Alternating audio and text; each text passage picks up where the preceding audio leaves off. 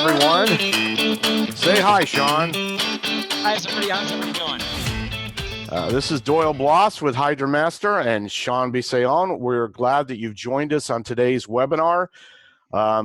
We've got a lot of information to cover in 2 hours, and so we will jump right in here and get rolling pretty fast. We're going to toggle back and forth between a PowerPoint and some fun things that Shawn has prepared for us. So if we mess up on the technology, well, we'll talk about that more in a minute. So we're glad that you can join us today. We've got a huge crowd that's registered. We know that a lot of people are going to watch live. We also know that a lot of people are going to be watching or listening to this later. So that's why we're recording it today.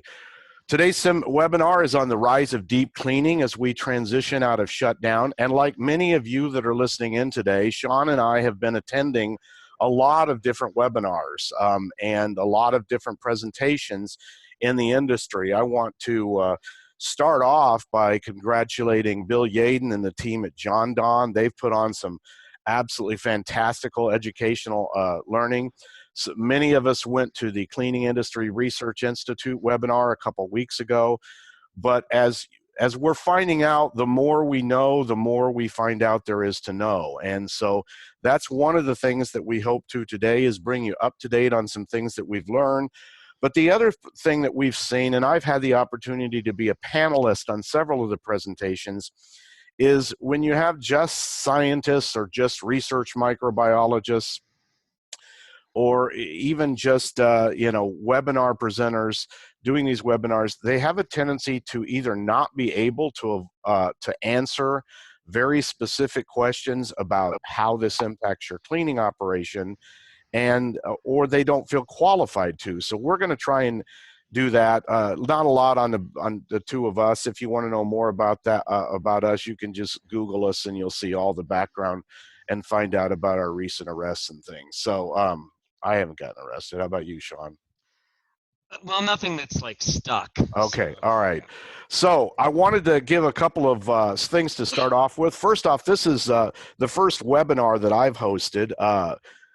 And as you've probably heard, Zoom, which we're using, the technology for Zoom, has been prone to some hacks recently. They say they've got that fixed, but we just want to let you know that if the internet goes down, if something inappropriate appears on the screen, if we get hacked, not you, you're not inappropriate.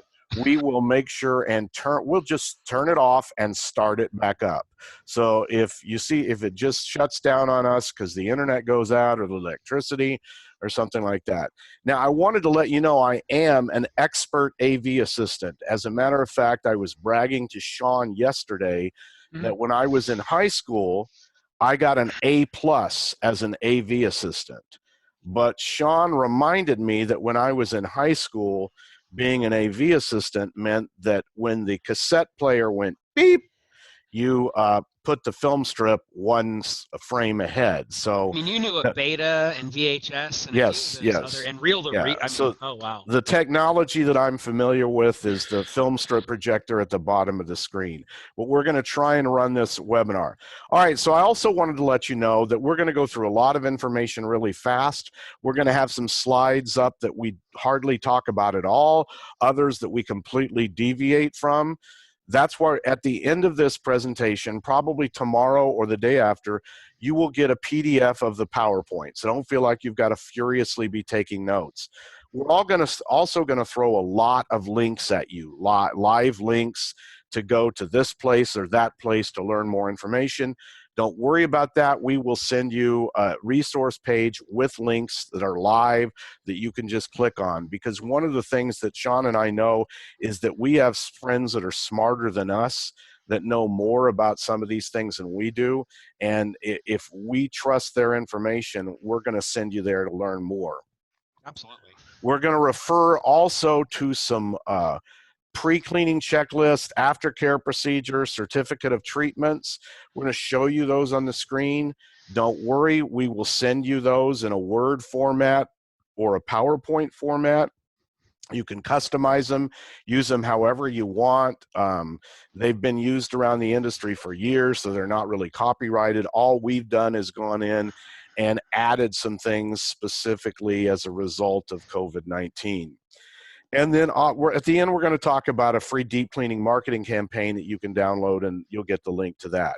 Then later, we'll be sending you some exclusive offers and discounts, and also on HydroMaster products that you can use at our distributors, and the link to the video of the presentation if you want to watch the whole thing.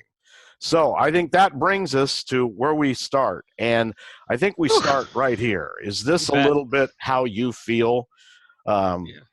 This picture, I think, describes a lot of people in our industry, and I think that it's mind-boggling to understand what COVID-19 has done to the world.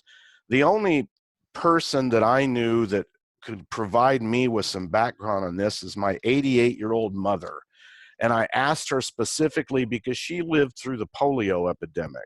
She's a little too young for the flu that went around in the late 1918, I think it was, but she was alive for the polio epidemic. And she recalls that there was a great fear of dying, of catching polio and either dying or ending up, as severely limited. But she said it wasn't as widespread in the sense that the whole world didn't shut down.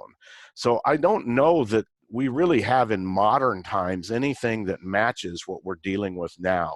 No, so, the fear for sure. What we it's settled in, but it's not.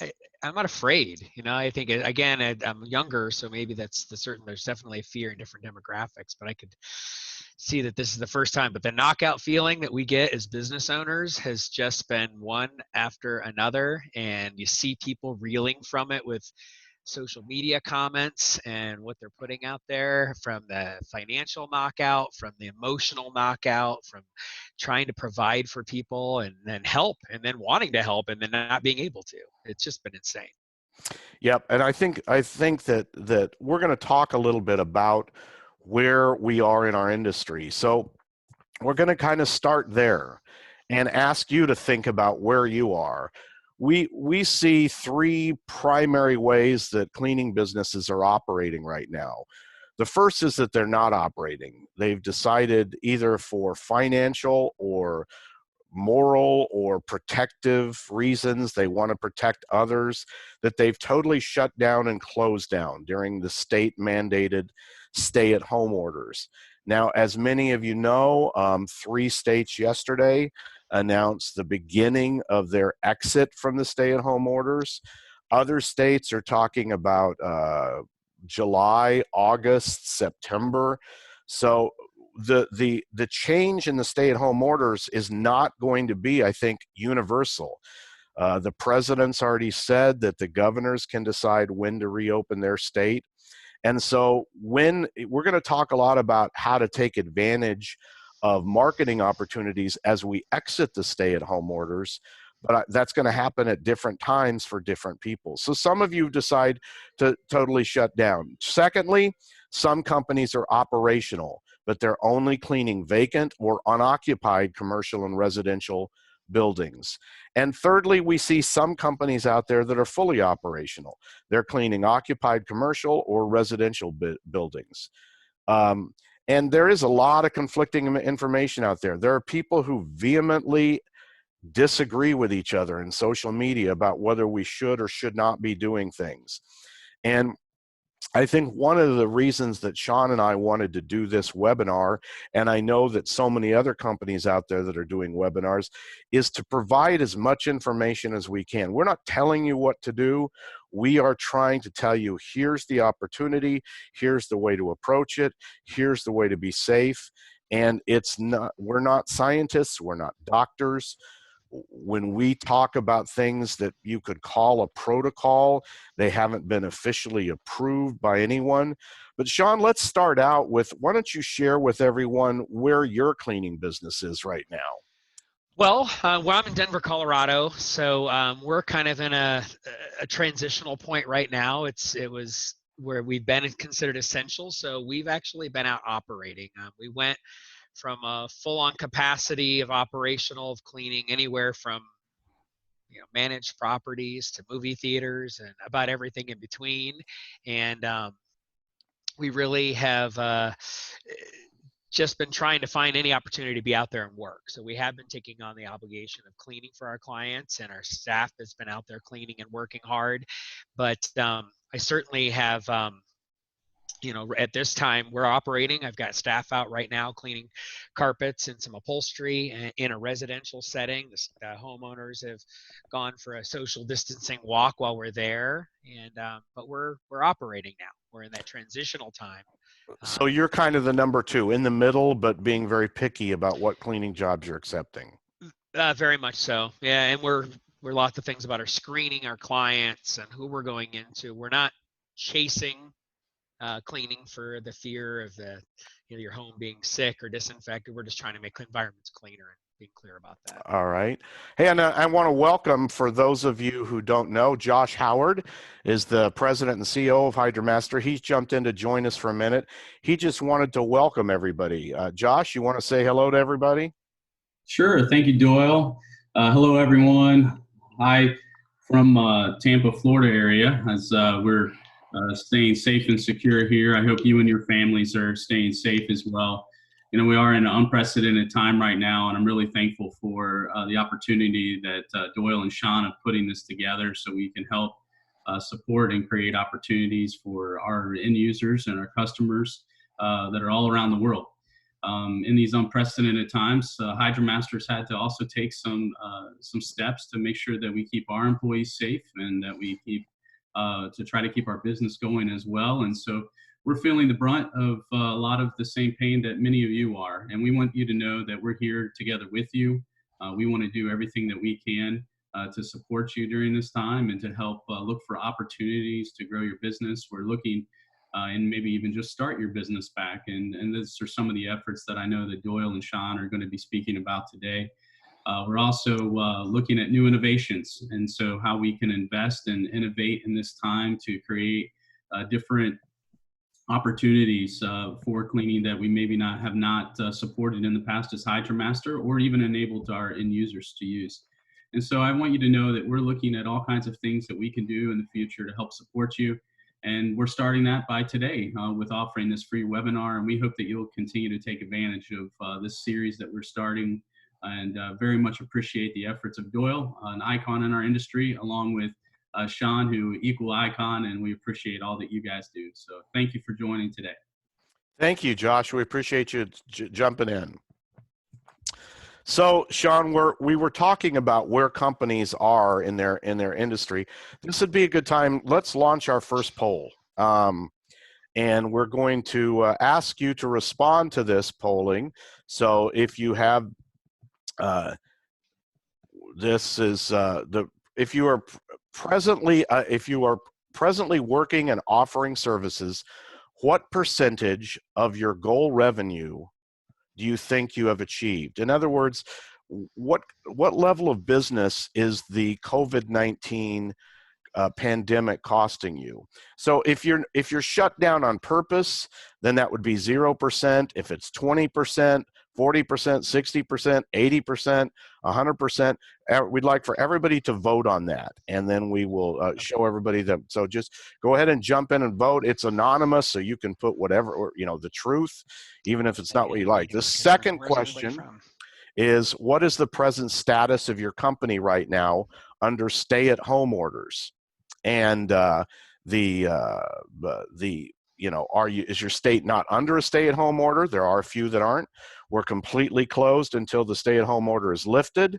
We are cleaning occupied or commercial, unoccupied residential, or we're open for full operation. So we'll give you another 30 seconds here to vote on those, or 20 seconds, and then we will show you so you can see how you compare to the other companies that out in the industry.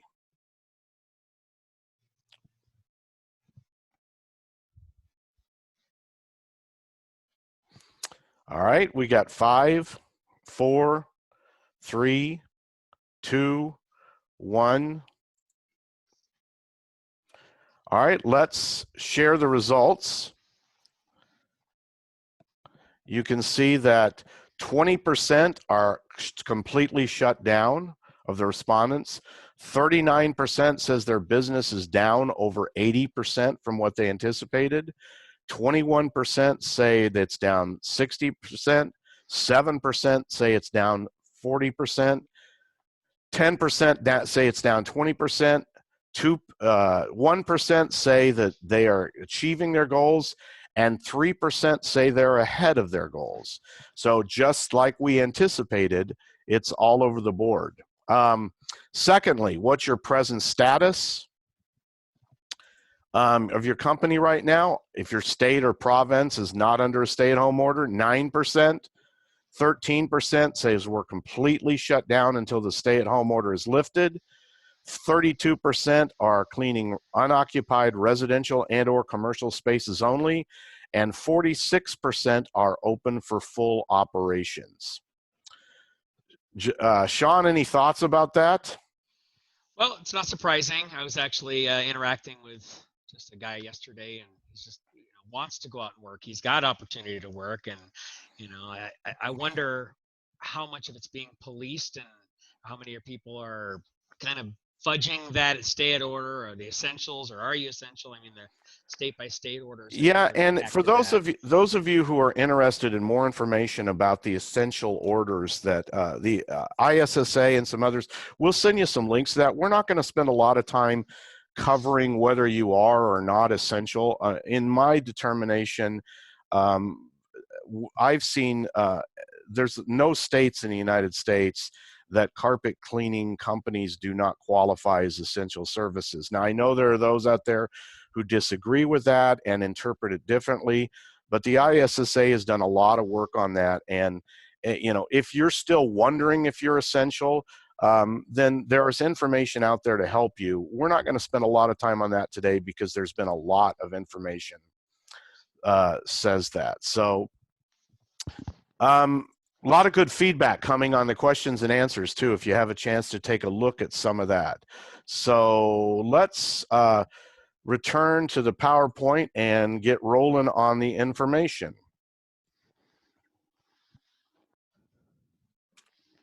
All right, so we're going to talk today about cleaning for health. That's a big part of the presentation that we're doing and how we want you to move forward. Some of you are familiar with a gentleman named Dr. Michael Berry. I told the story on the experience webinar of how I met Dr. Berry, and on the Siri webinar. I was teaching an IICRC odor control course in the late 1980s in Charlotte, North Carolina. And at the beginning of the course, as many of you who've attended IICRC courses, I asked for everybody to go around the room and introduce themselves. And there was a gentleman in the back row that was wearing a suit and tie. Now that was unusual, but it was not. Some guys that came to the school were salespeople. In their role, they did wear ties. So that didn't really stop me until he stood up and introduced himself. And he said, "Hello, my name is Dr. Michael Berry. I'm with the United States Environmental Criteria and Assessment Office," and sat down. So I was trying to think of, did I leave the dump valve open on that last job? What did I do?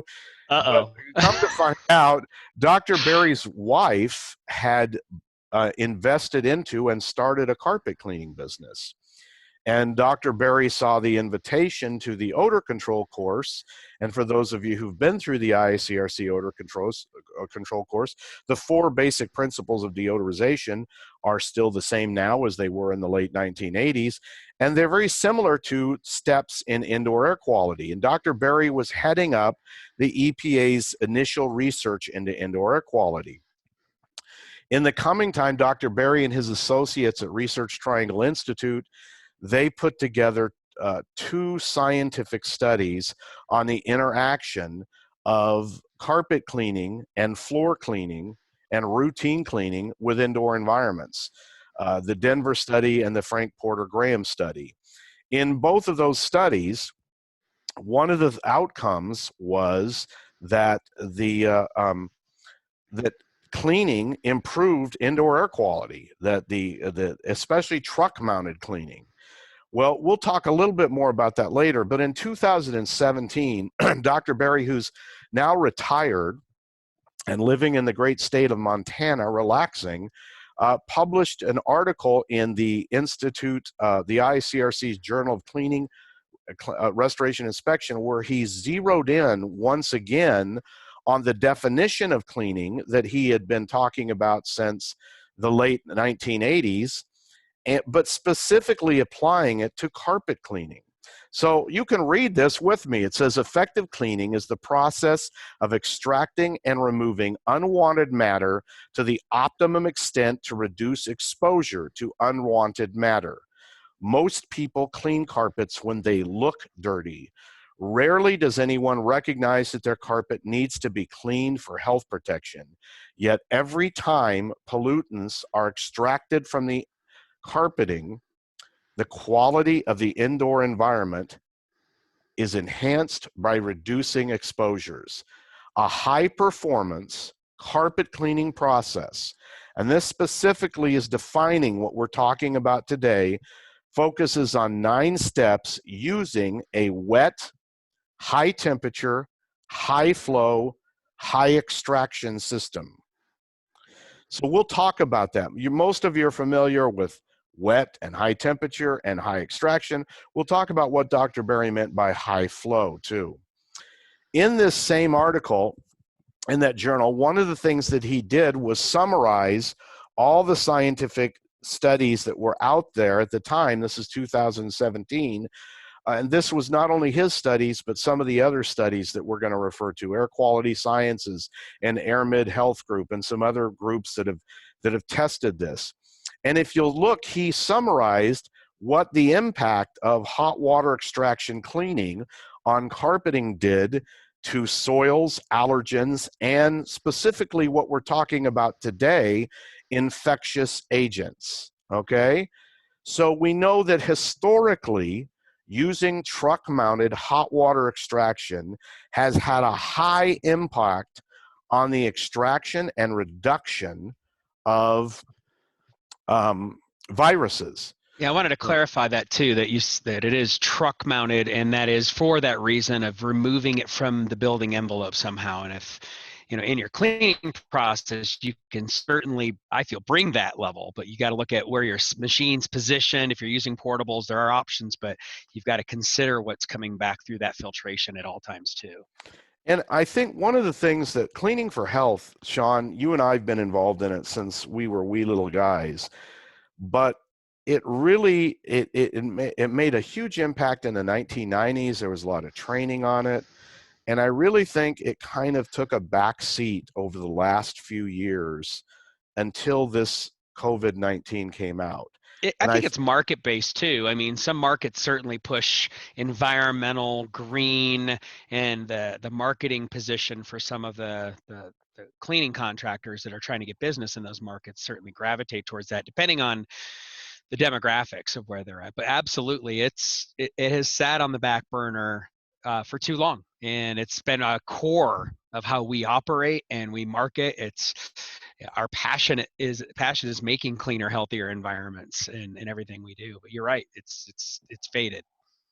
So I think one of the things that we can talk about then is what else do we know about cleaning for health as it relates. And one of the things that has been brought out is, how do you measure clean? The Siri seminar spent a lot of time on this, and Shawn and I are familiar with this technology. A friend of ours named Joe Arrigo in Colorado introduced this way back before anybody else had even heard of it, which is ATP monitoring. And ATP monitoring is the one established way that is quote unquote affordable to measure cleaning. And a sample is taken with a swab, inserted it into the AT meter, and a numerical value is returned. So basically what you do is you measure the surface before you clean and after you clean, and you compare the improvement. That's what it is. You see if the number has been reduced. Mhm. And one of the things that when you first hear about ATP, you think, well, that's way out there. That nobody in our industry has that. Well, John Donne actually carries ATP meters. Yep. I put that on the screen because, as you might guess, they're out of stock on them presently. But ATP meters is not a it's not, Aramco may carry them too. I don't know, but it's not something that's not available. They're about $2,000 for the instruments, and then you buy the swabs. But you can demonstrate that you have improved cleaning by measuring. And I'm surprised all the time, Doyle, about the bigger facility contractors, the Janssen guys, that oh yeah, we're using ATP. We've been doing it for part of because of the medical cleaning requirements of some of them spread into, that they've wanted to qualify what a bar of where they're at when we're doing it. But this isn't something that I think carpet cleaners need to run out and start swabbing before and after carpet cleaning jobs. I mean, frankly, you'd have to do it after it completely dried and then take a new evaluation of it. And it just gives you a status of where it's at. But yeah, and I think they're mainly using ATP on hard surfaces. Absolutely. But that's we need to make sure everybody understands that. But there is a way. Just want to let people know that there is a way to measure it. And as I mentioned, they talked a lot about this in the Siri presentation. On the screen, you can see the different presenters there. We're gonna refer to obviously Eugene Cole today. We're going to talk about some things that Gavin McGregor Skinner said, and Patricia Olinger. Excuse me, that's a typo. It's Patricia Olinger. Her presentation was just phenomenal. She kind of headed up our response to Ebola, so she certainly has an understanding of how to attack a pandemic and try and deal with it. So if you're not familiar with Siri, we don't have time to spend a lot of time promoting them today. Their website's there. They're headed up now by a person from our industry who most of you are familiar with, John Downey. John started CleanFacts magazine and still to this day operates a carpet cleaning business in Ohio. So this isn't although as John pointed out on the presentation, and I felt that way, I didn't have enough letters after my name to be on them. There are some people from our industry that do get involved with this and that try and lead the discussion of science toward practical step-by-steps. And it's a great program, Doyle, though. I mean, the Siri group and bringing science and validation to a lot of the things that we do. I mean, as cleaners and restorers, it's a great bridge to connect to the world for our industry to really bring some again, science to it. And I'm not a scientist where I play one on TV. You're wearing a smock. It's a lab coat. It's a lab coat. Oh, yeah, lab coat. It's marketing. Yes. It's marketing.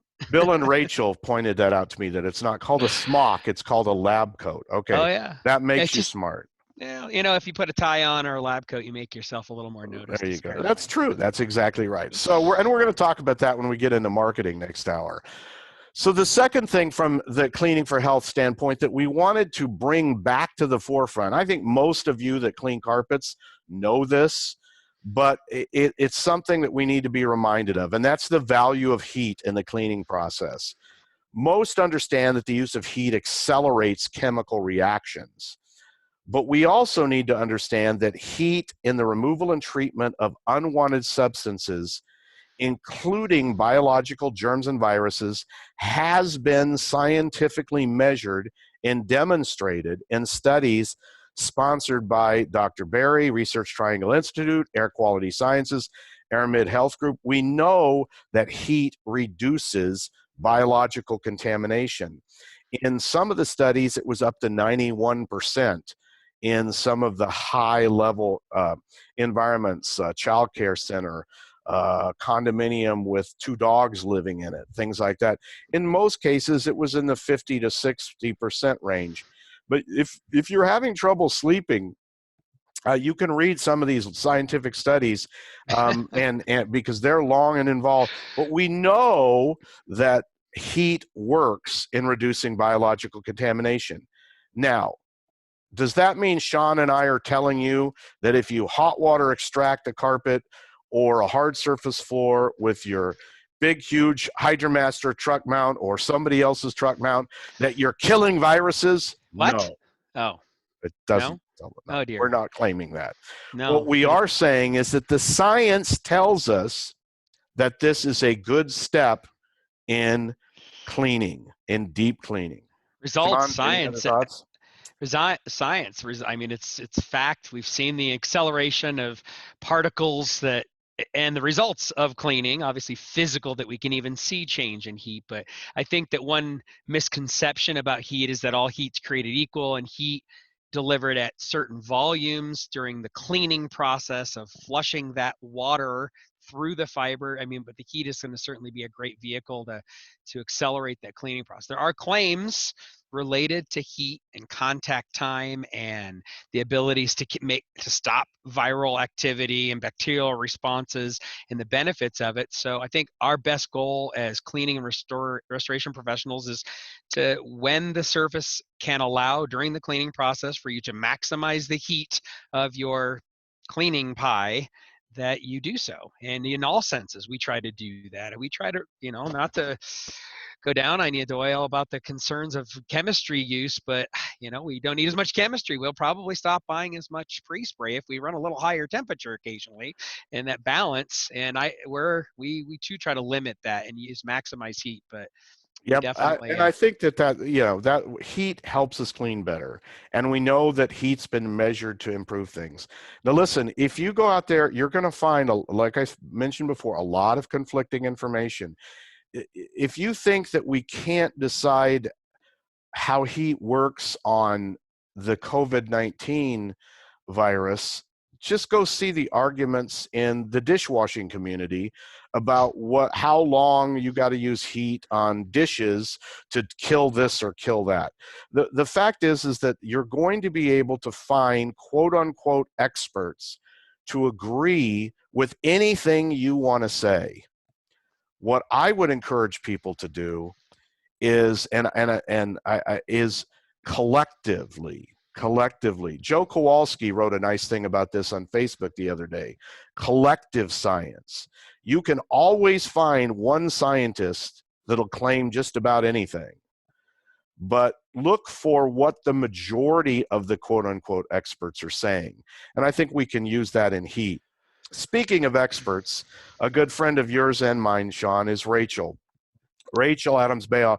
She's an ICRC instructor. She works for Aramco as an national account manager. But she also she was one of the first ones to jump on this. She comes mainly from the restoration side of the industry.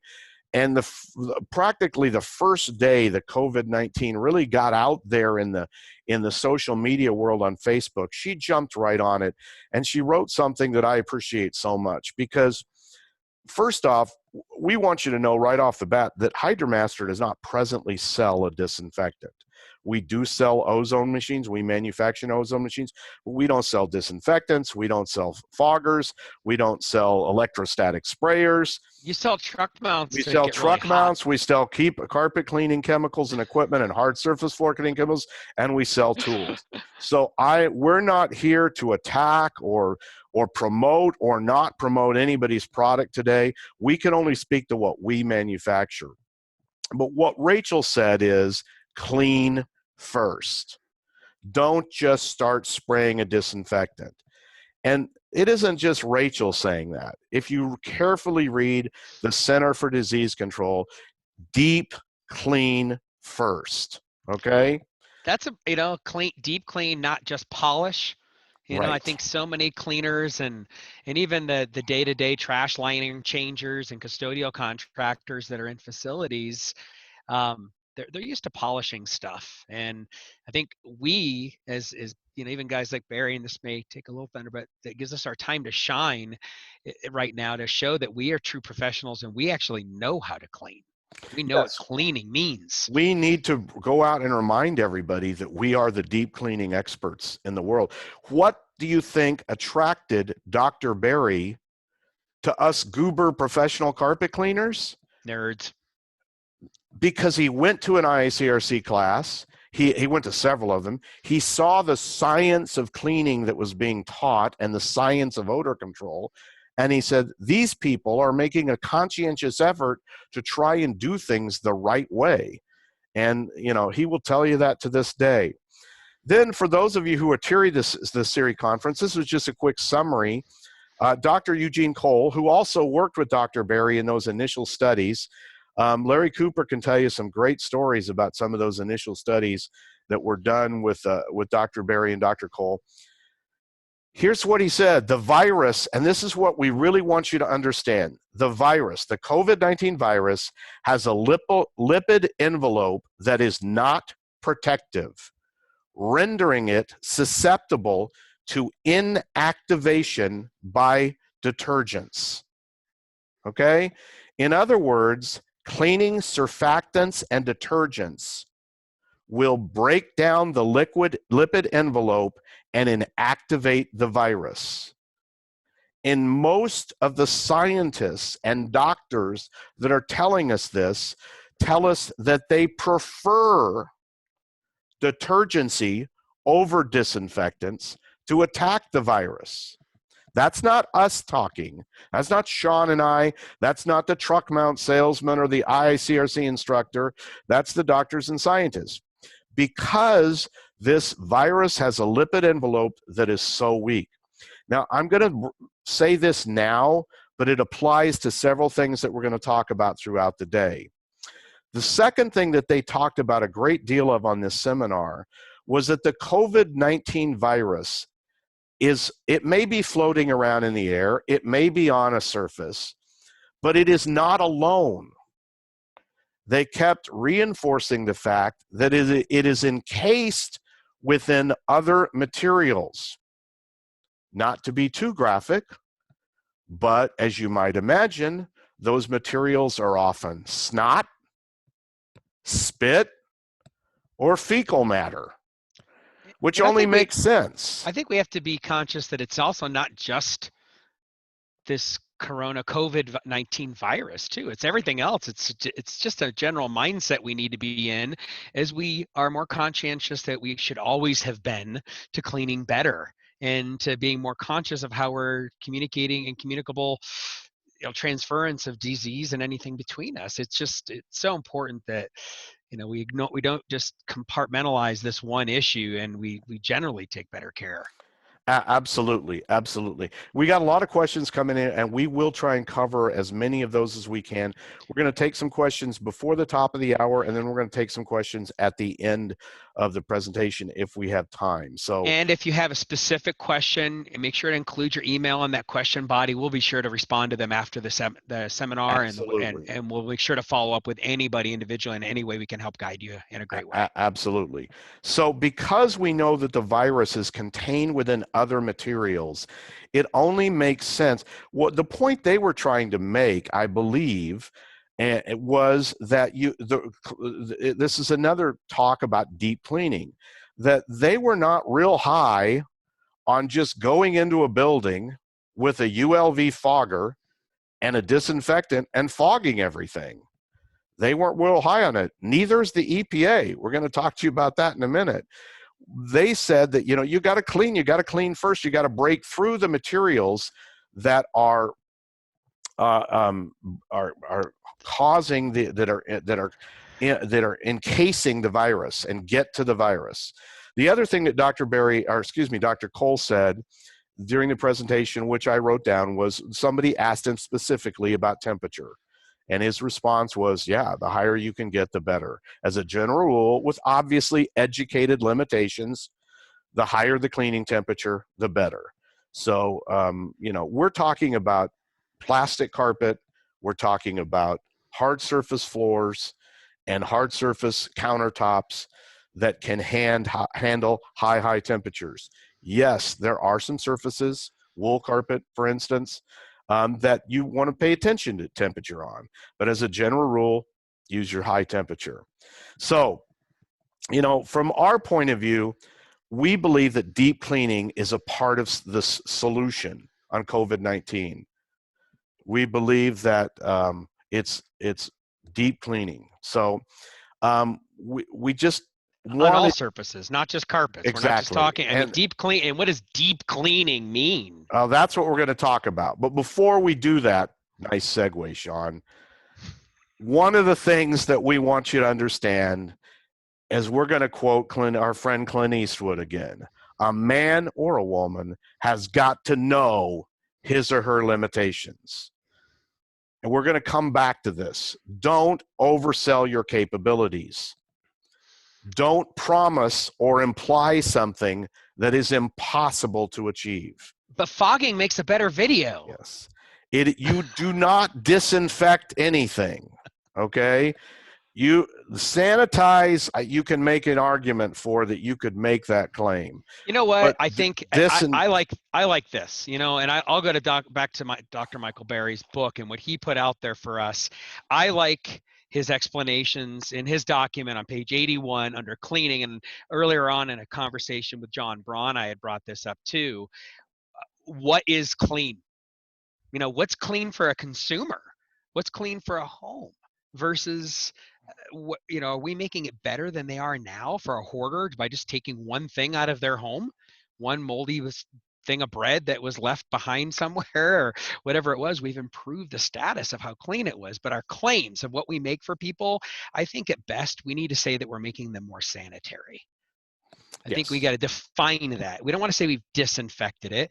For an environment to be sterile, it must be 100% free of contamination, which changes the second someone walks in or the door opens again.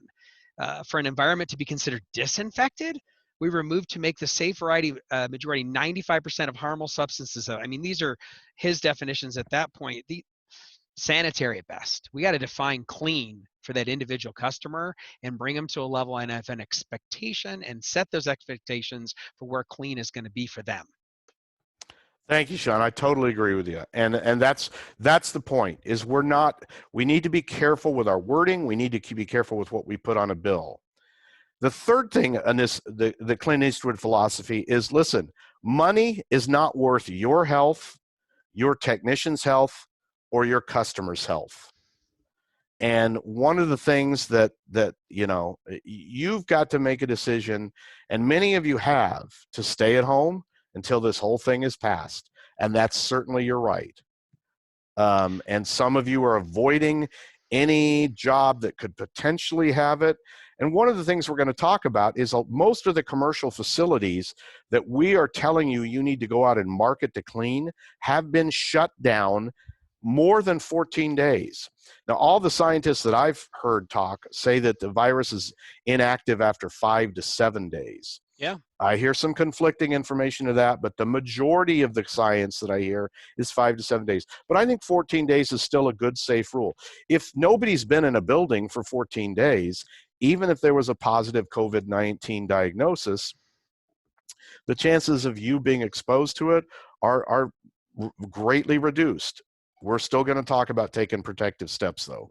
And obviously consult with your trusted advisors. But I mean, a lot of these places that are about to open, I mean, whether it's a restaurant that might soft open or a retail place that's going to now allow people in there around the clothing they were selling or everything else that was there and the fabrics, or say the upholstery, which was brought up by a question on one of the attendees, you know, those surfaces that might have had somebody contaminate or sneeze on them, or those fabrics, they've been so long vacated that the thing is inactivated. In the science world, their statements. So us offering cleaning needs to make it better at this point, and maybe, you know, go about offering the right science. But to sell fogging and disinfecting and all these things to our building that's just going to change immediately, I think is overreactive for the common facility that even had, you know, these things. We're dealing with theaters in our business in a widespread way throughout Colorado, and you know, those surfaces, they've always needed to be cleaned better,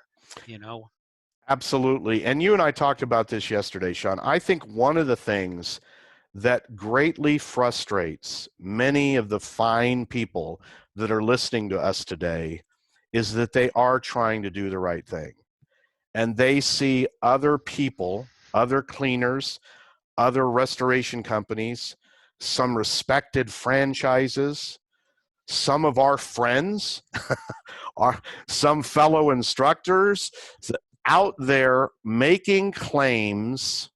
Come on, guys. You can just Google virus disinfectant. I just Googled this and it came up to add to your website about, you know, we're going to go out and disinfect everything. There's a lot of people out there making questionable claims. But here's what Shawn and I want to emphasize to you today. We do not believe, we know there are people on social media claiming that they're writing it all down and they're going to turn in all these people to No, they're being watched. the truth police. But I got to tell you, there are no truth polices coming to shut down the people that are making improper claims. There's just too much going on. If you think that the guy down the street that's making a overblown claim is going to get shut down by the truth police, I don't think it's going to happen. I agree with you. I mean, I think that they're making they're fear mongering, going after the consumer, and they're going to settle out. The consumer's going to realize because the governor says you can open the state, suddenly everything is gone. I mean, they're not going to disinfect every second somebody walks in. As the curve drops down, the percentage drops. I think people are going to become more comfortable and realize that they don't have to do these things, hopefully. But you're right. I don't think there's a policing factor that is coming in. And there may be in certain claims, certain environments, if you've made sterile claims, if you've made comments that you're doing these or making these environments and you're not proper about it, you're going to get yourself in trouble. Yep, absolutely. So why do you need to do the right thing? Because it's the right thing to do. That's why. That don't do the right thing because you're scared that if you don't, somebody's going to crack down on you. Do the right thing because it's the right thing to do, but don't think the people that are crossing what we would call that proverbial ethical line are going to get caught or closed down. I don't think they are. Right. So do the right thing of what you're supposed to do. And I think the comment is having good integrity about what your work is and why you're going after it. If you're a fear mongering, marketer, and that's your goal, and you're looking to get after people in that attention way, then that's going to be your MO for everything you do in your business. And, that's just, it's not a good professional long-term play for your business. So as we move forward in understanding how we're going to go about this, now we're going to talk about how to clean, what to do. But in order to do that, we need to make sure everybody's on the same page with terminology wise, so that when we refer to something, you know what we're talking about. And our first warning is there's a lot of what I call made up stuff out there. There's probably, and I haven't looked at it, so please don't anybody get mad at me. There's probably a lot of musts going on our chat board right now that's associated with this webinar. I know there's musts going on social media. I thought it was called muck. It could muck? What's made up craziness? Crap. Oh, crap. Made up crap. Yeah, made up crap. Just be careful. Like I said, a good rule is if you're hearing it from a group of people that aren't connected with each other, it's probably a good chance it's true. If you're hearing it from one person who absolutely has an agenda, you need to be careful. So variety of scientists that are saying to do it, then you might want to pay attention. So let's get into some of this terminology and what it means. First off, let's talk about, and somebody asked a question, 160 degrees, maintaining that at the surface is hard to maintain. I agree. Yeah. That's why we're going to talk about cleaning versus deep cleaning. Dr. Berry referred to deep cleaning and 4 steps. Wet. So that's water-based, okay? Secondly, high temperature, 145 to 160 degrees Fahrenheit across the surface being clean. In the restaurant world, they use 130 degrees. So you could start at that. And they make sanitizing claims on common hard surfaces at that temperature maintained in a wash system, in a commercial system. They're reaching steam points at their boilers. But now we're going to talk about that more in a second too, in terms of how do you maintain that temperature, especially if you've got a smaller truck mount. Because that's certainly, it isn't automatic. Just because your temperature gauge says 220 doesn't mean you're doing 220 at the surface being clean. The third thing that Dr. Berry said that you may not be familiar with is high flow. Now understand, when he uses the term flow, he's not talking about PSI. He's talking about flushing and volume, extraction and volume, gallons per minute of water flowing. You can take a 100 PSI pump and make it a 500 psi pump by limiting the amount of water that's allowed to go through the spray tip. So what we're talking about here is a few portables, but not very many, and truck mounts there are even truck mounts that flow less than 1 gallon per minute.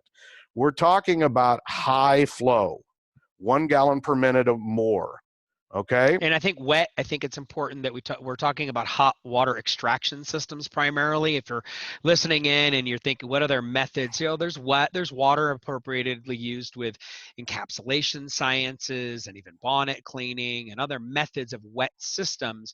But we're talking about removal in an extraction process. Absolutely. And the other thing that he points out is high extraction system. And I often point out this, the first time I ever met Dr. Berry and Dr. Cole on a job site, the thing they were most excited about, they were excited about the steam flowing out of the wand and the IICRC trained technician that they were observing and the chemicals being used. But the thing they got the most excited about was the freaking waste tank. The waste tank. Why would they get excited about a waste tank? That's exactly right, Shawn. Because it's outside. It's taking the materials and removing them from the indoor envelope to the waste tank where they can be put where they belong in the sanitary sewage treatment system. And then I also wanted to point out, and this isn't from Dr. Berry, his studies didn't get into rotary jet tools versus scrub wands. But I also think that there's something to be said if you're using a rotary extraction tool like an RX-20 or some of the others that are out there. There's certainly something to be said on a positive basis for the amount of places and passes that the way the fiber is being struck by the water more times than with a scrub wand. Would you agree with that, Shawn? I would, but when you were doing this back then, weren't they seeing you use a zinger and a drag wand with high flow rotary they did use zingers, thruster jets? Those Yep. were that brought the science.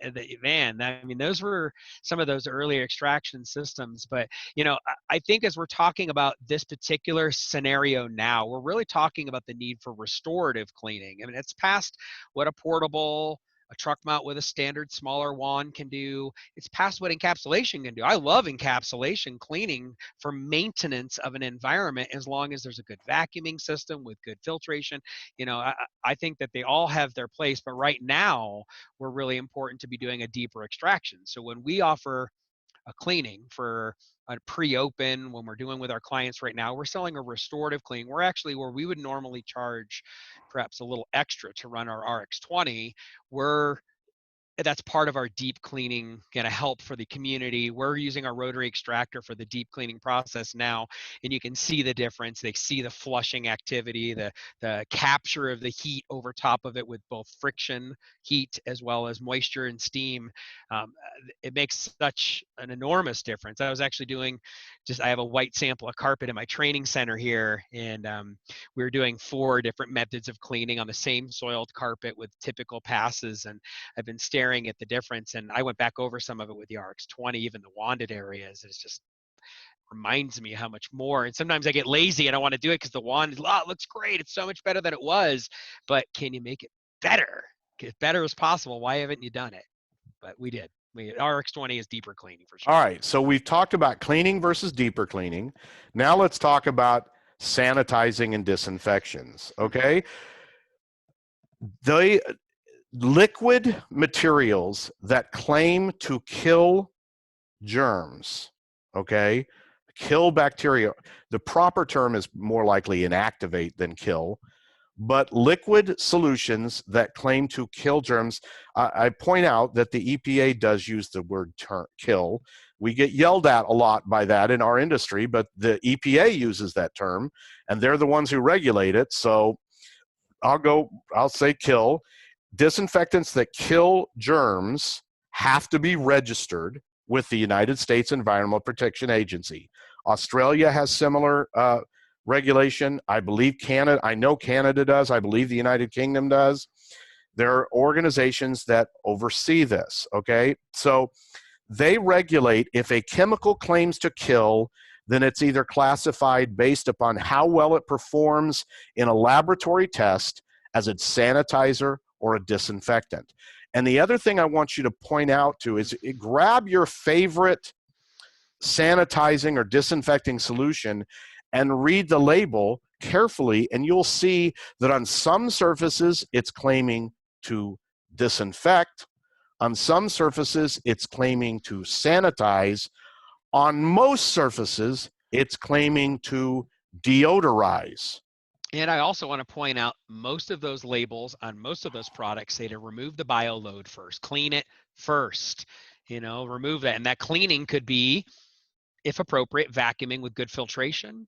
I think we're going to get there, but it's then move to the cleaning sciences of bringing conditioner, or even just what we're doing now is pre-rinsing areas that we think there might have been some concern, or a deeper area, just to prevent pre-sprays and aerosolizing. But the comments of lab testing, I wanted to set back on a second. What about real world testing?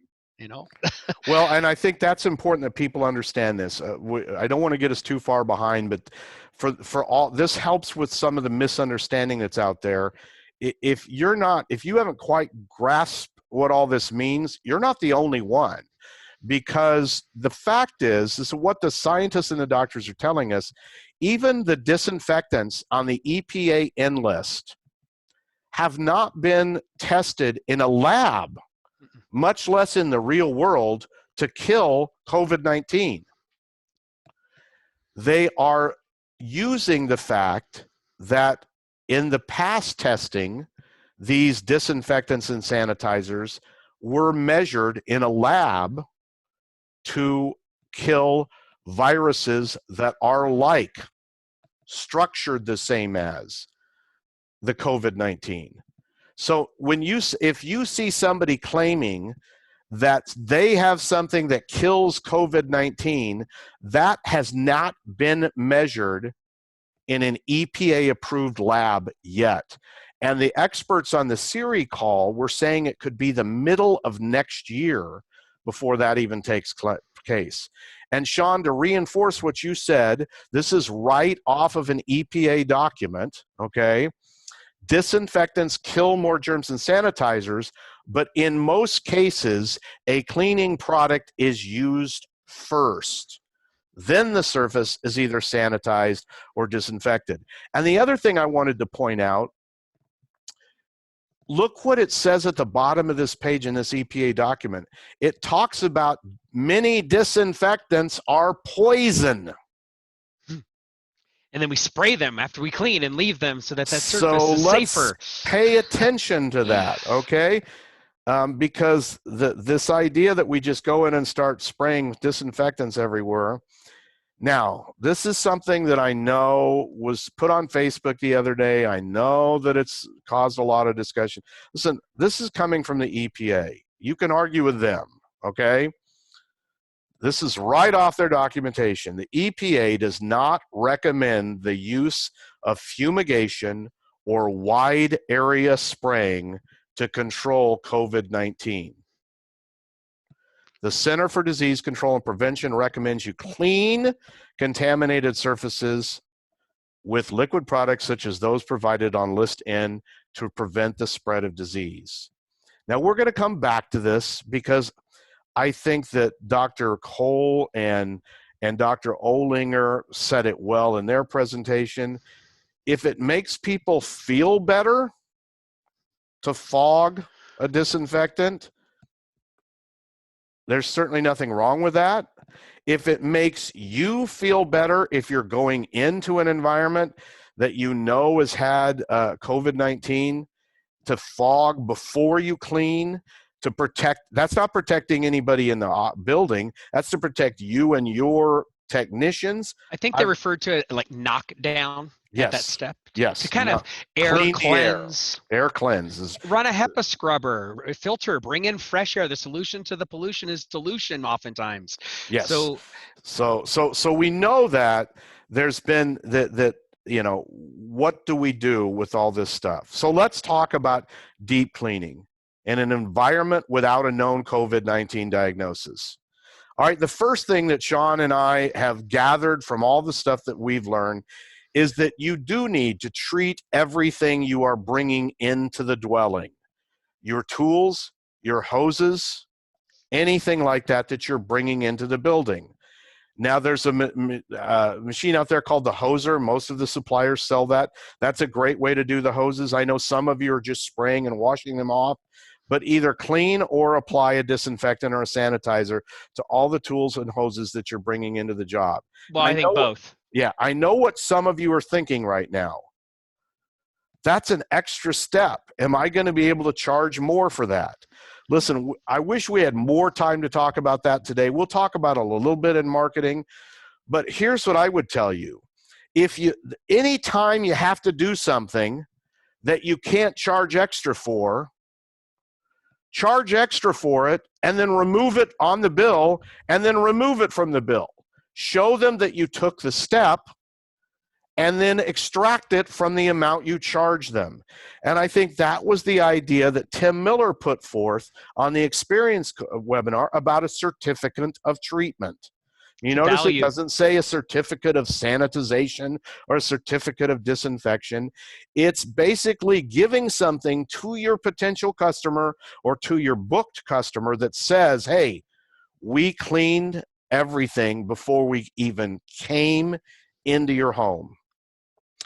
The second part of this is many of you email, hand out a pre-cleaning checklist. We'll talk more about this when we get to marketing, but you need to update that to tell them what you're doing prior to coming into their home to take protective steps. And make sure that we're communicating as they're booking and scheduling. What's your reason for scheduling? If you have someone coming home that's been in the hospital, or have they been dealing with cancer? What it always should be a concern.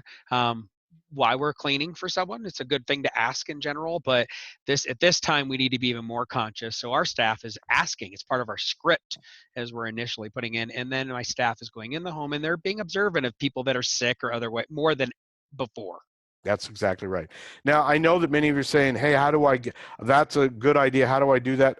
As I mentioned at the beginning, and some of you that joined us late, all of these materials will be emailed to you. So you will have a copy of a certificate of treatment if you want to use that. You'll have a copy of a pre-cleaning checklist and an aftercare procedures card. So don't worry about that. Just pay attention to the concept and how to apply it in your business right now.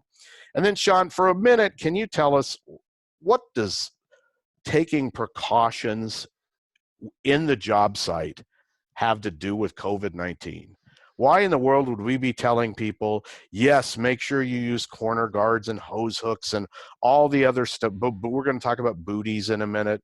Well, why do you do all that? Well, we've been doing it for it's been part of our mantra. It's a part of the service experience that the client knows we're more careful on everything we do. Let alone the things of our tools that we're operating with, but they're home. It's part of our, I would say in some points, maybe it's marketing, you throw names on there. Hey, why do we have a corner guard on there? Maybe that sign there should say, because we care. Because we care, and we care about your home. We care about the tools, the time. It's efficiency in the protectant services, in and out, protecting contamination between with drop cloths and service drop cloths. You have to service those and clean those, don't reuse them all the time. But all these little pieces and points are a lot about, we care about your home is a big portion for why we bring them in at. And the clients, they become more comfortable with us at that point. There's a psychology of dealing with our clients, even more so now, and them being comfortable with us being in their home and not having to be babysat and watched. And when they see that corner guard come in right when we vacuum, if we're vacuuming, you can just feel their stress go, oh, okay, they're going to be careful. And you know what? I would encourage people, if you've got a duck guard or a corner guard or any of them that are out there, many of you are putting advertising on those now. A lot of times I see people selling protectors on that, which I think is a great idea. This would be a great time to put a little 1, 2 steps, 1, 2, 3 that we're taking while we're in your home to protect you.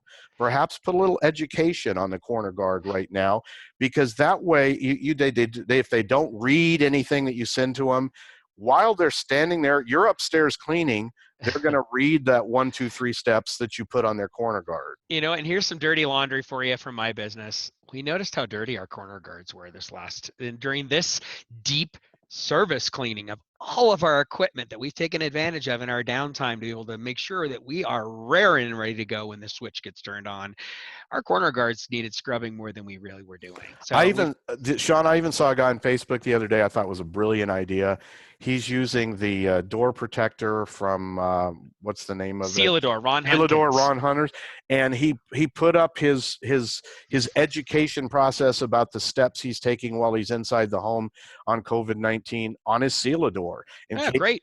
He was cleaning when he's in a multi-family place and things like that. Mm-hmm. People are walking by, they can read that. So I thought that was another excellent step. You know, it's important because I'll tell you what, there are some, not just the cleaners that feel, oh, we shouldn't be going out and servicing and whatnot. There's the consumer in any marketplace when they see our van come into town, that some of them are like, thanks for servicing, you know, take care of people and doing what you're supposed to do. Some of those consumers are like, they have a feeling that we're compromising, and we got to be sympathetic to that, to let them know how careful we are to not cross-contaminate homes. And we're not your average carpet cleaner that maybe you've hired before that wasn't as careful as we are with our services. So I think that's a great advertising point. All right, now we get into the specific, what do we do as we go into the job site? And I think this picture that we have up on the screen, you know, what's the, you know, do you need a full Tyvek suit or a P100 respirator with a filter that filters out this or that? Do you need safety goggles or you know, something? Or obviously the guy dragging in an old portable with a nasty wastewater bucket and dirty hoses and wands, it's somewhere in between that. So what steps do we need to take? Well, this has changed. This has changed though.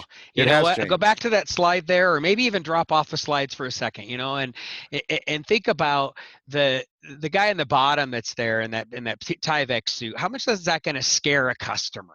Let alone, you know, you walk in. I mean, this, to me, when I put a jacket on and we go into some of our service contracts, this is advertising the services we are. We're professional. We're clean cut about the services that we're putting out there to our customers.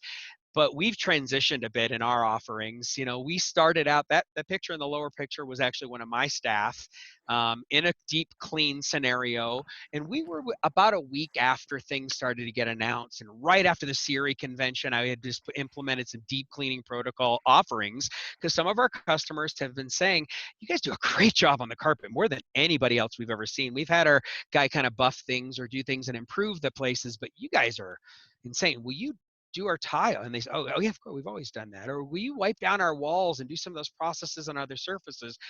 So we went in there and we're Tyvek and doing all this systems. It made them feel comfortable at that scenario because they hadn't been occupied, and they had someone that had maybe been in their building as much as a week earlier. Now we're going to put a mask on. It makes our customers feel comfortable. We're going to put replaceable and constantly changed nitrile gloves on while we're working and servicing in and out of it. It makes the customer feel comfortable, let alone my staff, when their customers may be sick, in the comfort zone and the psychology of that. But the psychology of putting a full Tyvek, everything changes how your perception is based on that service person that's there. So I think it's, you know, there's two parts: protect yourself, just cover the holes. Is that what was said? As you're sending guys in, make sure they're wearing a mask. You know, they're wearing eye protection if there's a potential for splash or obstruction or movement. But be safe and be smart about how you're going in. Wear booties. Don't transfer the dirt from the outside. Absolutely. So that's what we're really talking about, is what practical steps. Now remember, we are still talking about an environment that there hasn't been any known diagnosis of COVID-19. On April 3rd, the CDC put out some new guidelines. If you go to Walmart or your big box store that's open right now, your grocery store, Lowe's, or all the employees are now wearing face masks. If they have to wear face masks, I think we need to be wearing face masks. It's a recommendation from the CDC. When you go into a customer's home, Shawn mentioned Gavin McGregor Skinner calls it cover the holes. So eyewear, that's going to be up to you. Nobody's dictating that. Protective eyewear, goggles, or safety glasses, but certainly wear a face mask. They wear eye goggles, changing the trash cans as union employees in any of the airport systems that I train in. I mean, it's because it's on, there's a potential splashing something, pulling it out of the trash. There's a potential, it says it on the labels of a lot of your pre-sprays, wear goggles or splash protection so it doesn't get in your eyes. So you just, all label directions and everything you do, wear the right safety So I stuff. know somebody out there right now is asking this question, even if they're not. So you're telling me, Doyle and Shawn, that I need to wear face masks on every job? I can't even find face masks. Well, first off, we're not talking about N95 face masks. We're not talking about P100 respirators, dust masks, any kind of face mask you can get your hands on. For heaven's sakes, somebody's going to be the first carpet cleaner to have somebody sew up face masks with an ad on the front of the face mask for their carpet cleaning business. I'm sure somebody will do that, and I think that's a brilliant idea. Put an ad on the front of your face mask.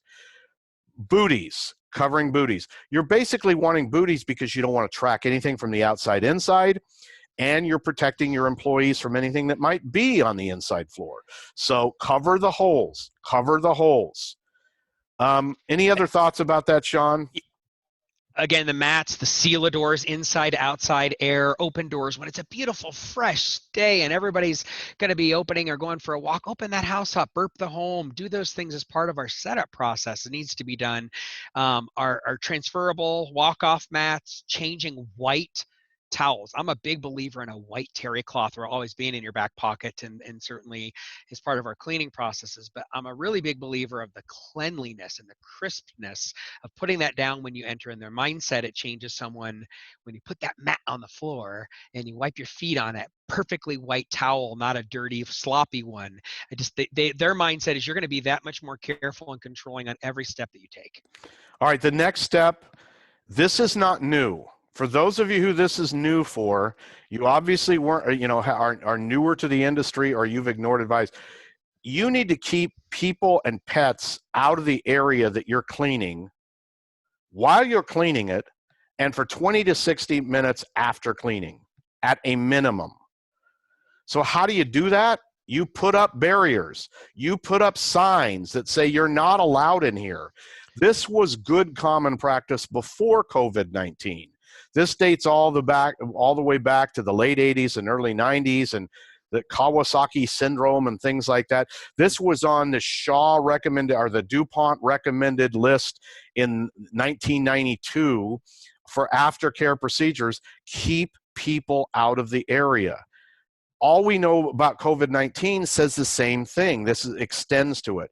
So now this is, we know this is harder than it looks. Customers are looky-loos. They like to look over your shoulders. Kids are curious. Pets always want to come get you. Actually, it's been interesting as clients have been so receptive as to being in the home, and actually our technicians even as they're being more careful and perceived as even being more careful than ever. The clients really appreciate that they're there, but they're let's go to the basement and we'll hang out there while you're doing the upstairs this time. And they're not in our work area as much. We're noticing that is the general psychology for those very few occupied homes where clients have been ready for us to come in the last weeks. But I'll tell you, the general status of it, you're right. They always, and if they want to grab your wand, next time you come back in, they're cleaning a couch for you. It just gets the perception of that client to be part of the process. But we definitely more now than ever need to keep them in a different space, have you do your job, and I think you'll take advantage of that. You'll get through your process if you're not having to have a conversation every 5 minutes. And yes, one of the reasons that we're saying that is to protect your cleaning technicians from someone in the home who might have a COVID-19 and not know about it, asymptomatic. We don't want them breathing in the same air we are, so keep them out of the room. It's that simple. All right, now let's get into the cleaning job itself. The first question that came up was in pre-vacuuming. There's been some concern raised that perhaps pre-vacuuming is a dispersal thing. There's a lot of studies out there that you can read about that, cloth bags or paper bags are worse than not vacuuming at all because they redistribute it into the stuff of the air. I think, we don't have time to go into the never-ending debate on should you pre-vacuum and who should pre-vacuum. Should it be you or the customer? But what I can tell you is I would be using a vacuum with a HEPA filter right now if I could get one on a cleaning job. Shawn, do you agree with that? Yeah, but here's something else to throw in there. Maybe you've got high efficiency bags. You can buy a better filtration bag on the existing bag. You still got to get that pet hair off and those things before you start making muck. We always know the dry soil has to come off or out. Maybe use a CRB with the side renovating trays that really collect things without. Be cautious about making too much aerosolizing with that without the filtration. And when you start to disrupt the air, there's kind of a cross there. So be aware of the specific environment you're in. Maybe while you're vacuuming, turn the house ventilation off. So whatever you're doing in those existing rooms has some times for the particulates to settle, and it's not going to be brought up into the air handling system, which we're actually noticing a lot of customers asking to get their ducts cleaned right now. And I've been working with, in the process, get those ducts cleaned. Then we're going to come in and do the pre-cleaning. And then one big point, we bring in a HEPA air scrubber. We bring in on those, if we've got it, we've done this for years. We have clients that are so dust sensitive and have been, when we're pre-vacuuming their upholstery and doing services.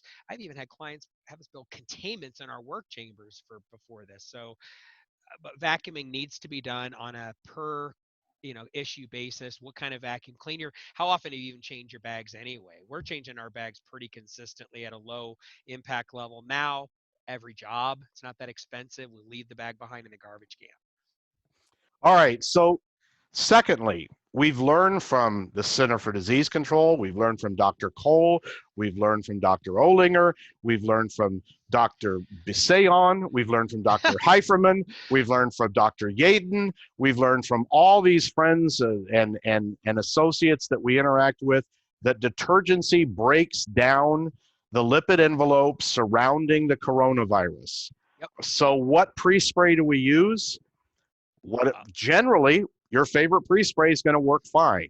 Yep, anyone. So the only thing that I would tell people is, since we know for a measured fact that detergency breaks down the lipid envelope, I would consider, and we make one, so I would consider, if you're using hydro-free, if you're using a surfactant-free or detergent-free formula, right now you may want to switch to a chemical, either as a pre-spray or an extraction rinse that has detergency in it, because the phosphates and things that are in the detergent-free formulas are not surfactants. I'm sure they have some effect on the breaking down the lipid envelope and getting to the virus and inactivating it, but the experts are telling us use detergency and surfactancy. Yeah, one thing with it. I mean, that plus the heat is going to make you that much more capable. Chemistry, the heat, scrub it in for a bit, get a take all the principles of suspension that you're learning and apply them at this point. I did want to backtrack one thing about vacuuming, just real quick. A truck mount vacuuming to exterior extraction, that dry particulate going through a blower system of that isn't always been perceived as very ideal. You're still going to be very aware of where that's exhausting outside. There are some dust downers and water lines you can put in that to create kind of a rainbow process, or as they did initially with their water streams, your airflow can go through for filtration. But in general, you're kind of running an expensive gas system where an electric vacuum interior might be more appropriate. But if you have a compromised concern or want to validate that for yourself, that might be something you put. Yeah, and that question came up on the experience webinar, and I, there's no better filter in the world than water. And so if you can vacuum it out to your truck mount and take it into that waste tank, there's some arguments against it. I know Louis is listening in right now. He's probably wincing. Anytime we talk about Louis on our tech support team at Hydromaster, particulates in the blower freaks them out. But there's something to be said for that. The other thing is when you're applying your pre-spray, Larry Cooper pointed this out in the studies that were done in the early 90s, keep your spray tip below the knee when you're spraying your pre-spray. That's a good measurement for it. All right, now let's talk about extraction. When we're ready to roll, we're cleaning the carpet. The first thing that we want to talk about is, what chemical do you run? A lot of you use alkaline detergents, acid rinses. Some use freshwater rinses. Once again, I go back to what the experts told us, that surfactants break down the lipid envelope. There's no way that your pre-spray got to every surface, even on a hard surface floor. Rinsing and extraction is sometimes the only way to the only chemical that comes in contact with the base of the carpet. So use something with a surfactant in it. And most companies like Hydromaster make an acid detergent and an acid that has no detergents. Yeah, Our acid that has a detergent is clear water rinse. Our acid that doesn't have a detergent is rinse out. So just pay attention to that. A lot of people who clean rugs, upholstery prefer a acid rinse with no detergent. And I'll tell you, this is where we're pre-rinsing on those really clean. And I was in an instructor meeting recently in a class where we were all talking about a pre-clean before your pre-spray might even remove more of those contaminants in a process. So just think about the different theories of how you approach that. Yep. Then the other thing we wanted to touch on real quickly is heat retention. Obviously, that we brought this up earlier. If you have a smaller truck mount with a smaller heat exchanger, smaller blower, smaller engine, yeah, you're getting 220 degrees on the gauge, but you want to pay attention to heat retention. And there are some things you can do with wand stroke techniques, the type of wand you use. Shawn mentioned earlier drag wands. Drag wands that completely encapsulate the temperature certainly have been demonstrated in tests to maintain a higher level of temperature across the carpet. So there are some things that you can do to keep your heat up there.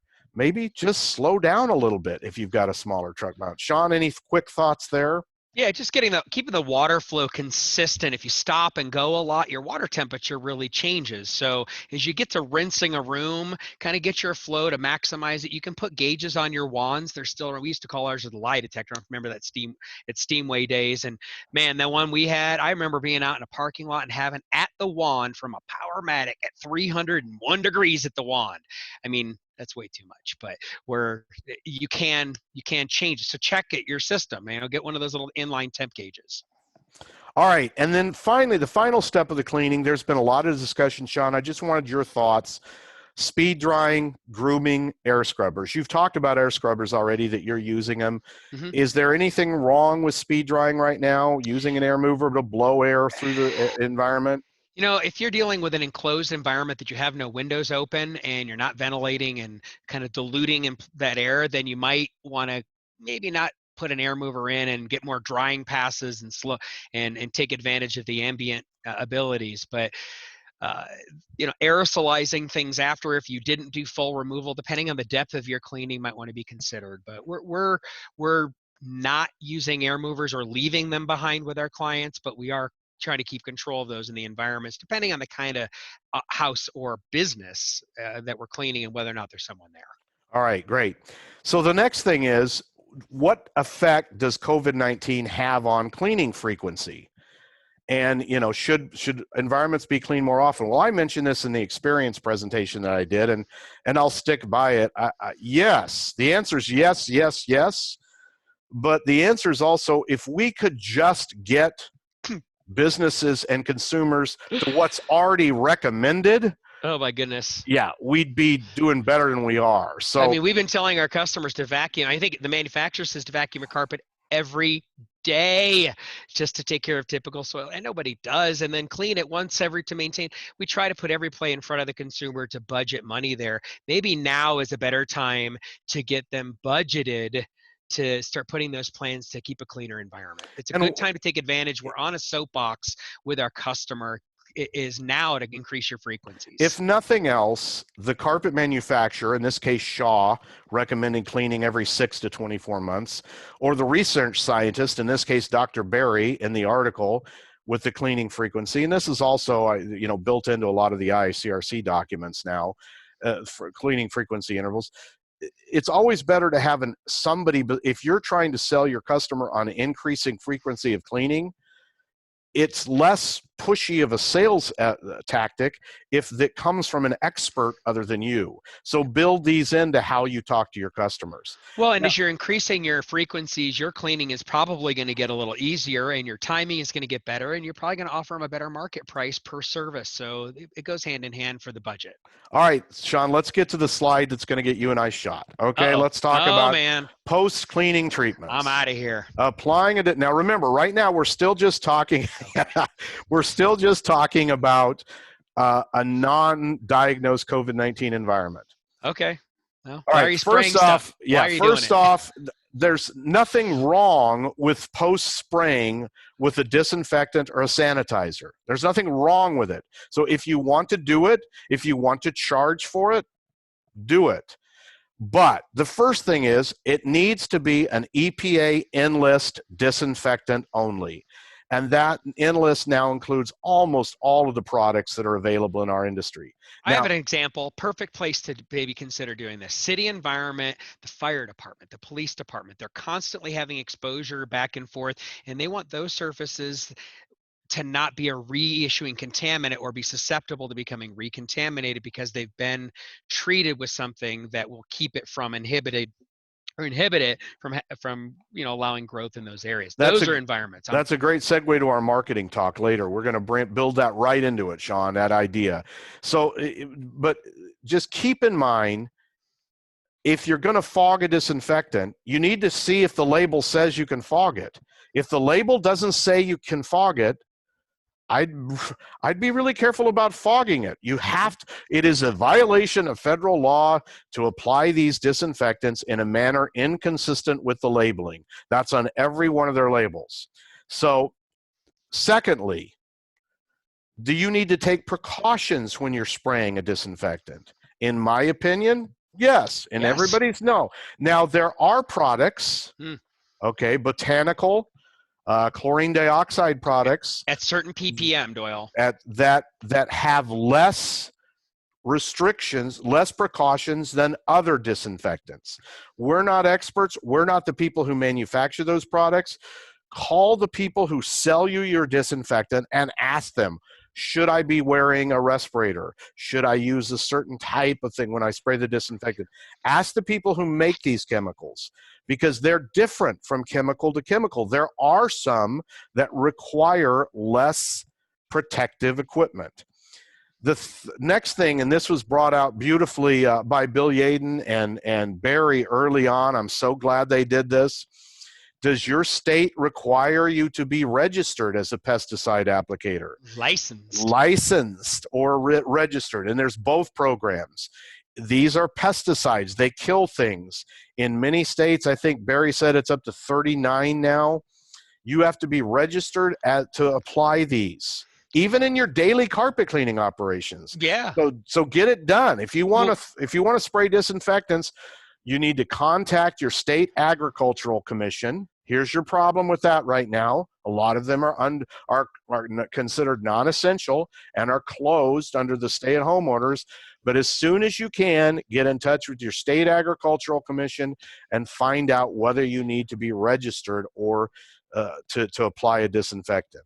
And then what about the surfaces that you're making these claims you're applying them to and hurting those surfaces, like the warranties maybe on your fluorochemistry or stain resistance on some of these products, the fluorochemistry, but also the dye resistors, the statements that you're putting on these, you're going to hurt the carpets. I mean, the finishes that might be. We do know that Quats do have an issue with some of the stain protection chemistry put on at the carpet mills. They tell me it's not at the level it used to be. Used to wipe them out, but we do know that. So yeah, you got to pay attention to that. And then we're going to talk more about insurance coverage in a minute. Once again, we come back to this statement about fogging and fumigation. And this gets us to the slide that's really going to get us killed. So what about all the other treatments? What about all the other treatments? Well, listen, I have to tell you that my view of this has evolved the more I learn. Mine too. It's evolved. When I went to the folks at Express Distributing in Billings, Montana, sell a machine from Scientific Air Management. And they have the best documentation I've ever seen for a non-liquid In other words, a fog or a gas type applicator that's making claims about killing viruses. The SAM? Yeah, the SAM breaks Yep. down on that web page exactly why it can't be registered on the EPA list, and then it explains step by step how they followed the protocol anyway to make the claims that they're making. What about So ozone? yeah, ozone's the same thing. There are people out there that I respect Totally. that are putting out scientists and scientific things that say ozone at the right concentration will do this. But here's, I think, what Shawn and I want to leave you with today, because we've got to move. We can't spend all, because we know this is a controversial area. First off, grandma's remedies don't work, okay? Garlic apparently kills everything. If you gargle it, spread it on. Are you supposed to shower in it? I'm not sure. Bathe. But bathe in it, gargle with it. The garlic and vinegar, I've heard. We're not talking about grandma's remedies. We're talking about reasonable thinking people, electrostatic spraying with a disinfectant, a hydroxyl generator, an ozone generator, wet fogging, hot fogging, and the air disinfectant. All of these treatments can't hurt. They do something. But first, deep clean. And all of these companies that make this equipment will tell you that. Deep clean first. Then go to this step. So I know there's a million people right now. There's only, 500-600 people listening to this, a couple hundred afterward. But there's still going to be a million people who complain that Shawn or Doyle said don't fog or don't use an ozone machine. We're not saying that. What we're saying is deep cleaning comes first, okay? Mm-hmm. So if with some level of assurance, the other treatments, first, deep clean. Second, use them strictly according to the manufacturer directions. Third, learn the precautions that you need to take to protect people, pets, and plants.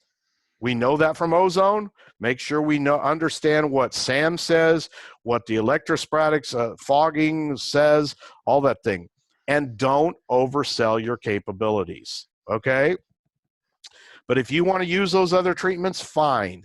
But they are not, according to the Center for Disease Control and all the other scientists that I've heard from, a replacement for deep cleaning. All right, insurance.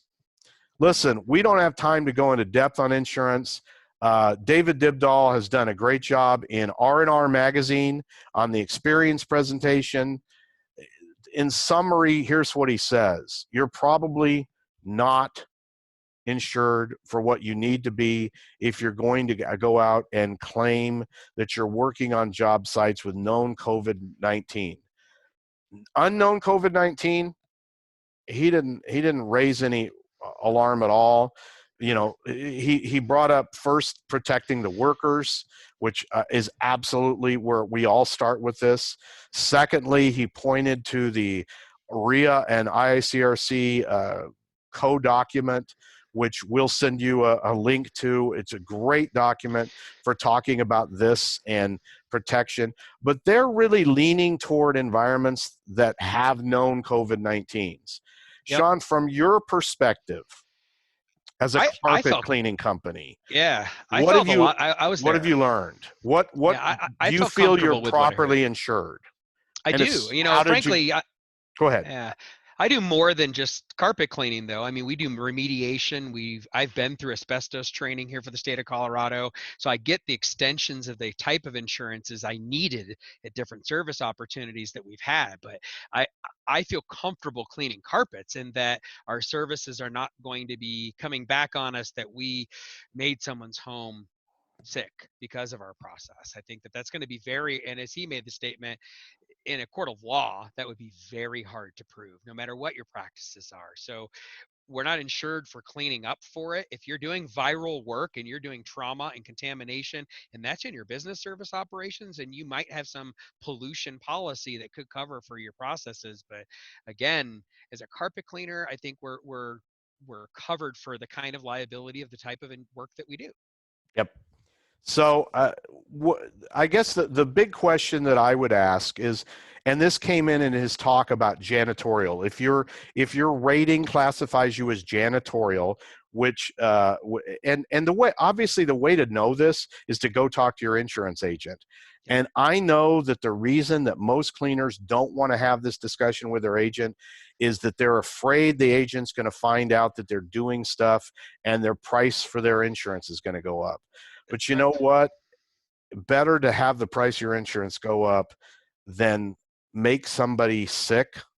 My advice, have a good relationship with your insurance. If you're just trying to get covered for the minimum of what you do and you're skating through, and I mean, you should be covered for a wider, broader picture of what you could be potentially moving to anyway. And if you're uncomfortable talking to your agent about the what ifs, could ifs, it ifs, then you need to, look at your business dynamics a bit better. I think I can understand the fear and being dropped, but you need to be available and understand the risk if you're saying you're going to go into those fields. My takeaway from David's presentation, and don't be afraid to challenge this and contact him and ask him directly.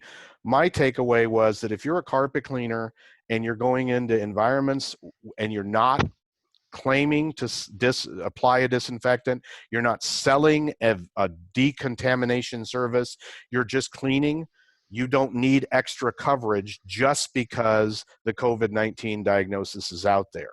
If you're going to wear PPE and spray disinfectants and charge for that, then you probably do need some special coverage. Would you agree with that, Shawn? Absolutely. Yeah. Go after, be transparent with your customers and with your insurance people. Otherwise, you're going to get in trouble. Something will happen, and maybe you become too cowboyish. It's there for a reason. You do know that you look smarter when you're in your Minions outfit. So between the PPE, the smock, the lab coat and the Minion glasses, you are expert. All right, now for a minute, we're going to talk. Yeah, all right, there you go.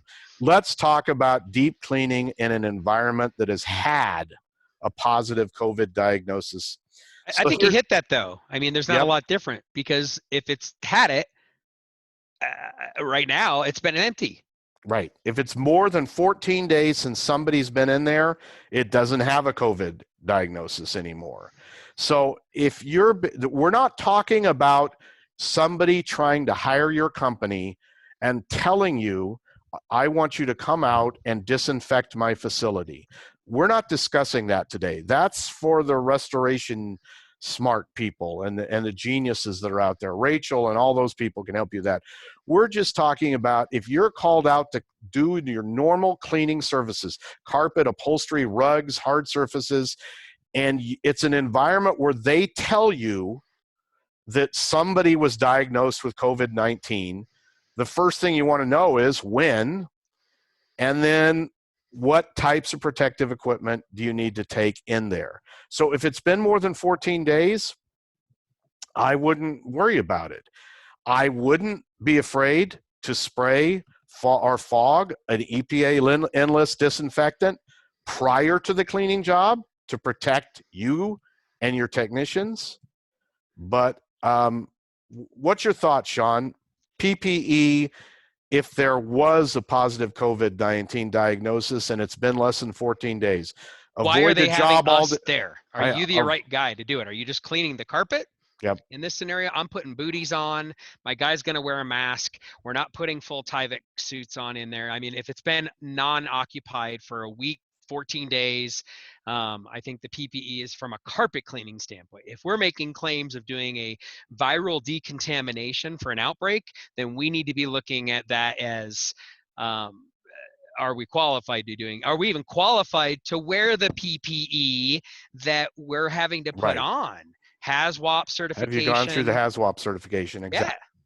So that if you don't know what any of that means, HAZWOP certification, then don't do it. then don't do that. Exactly. So that's the whole thing that we wanted to make sure. Once again, we go back to our friend Clint.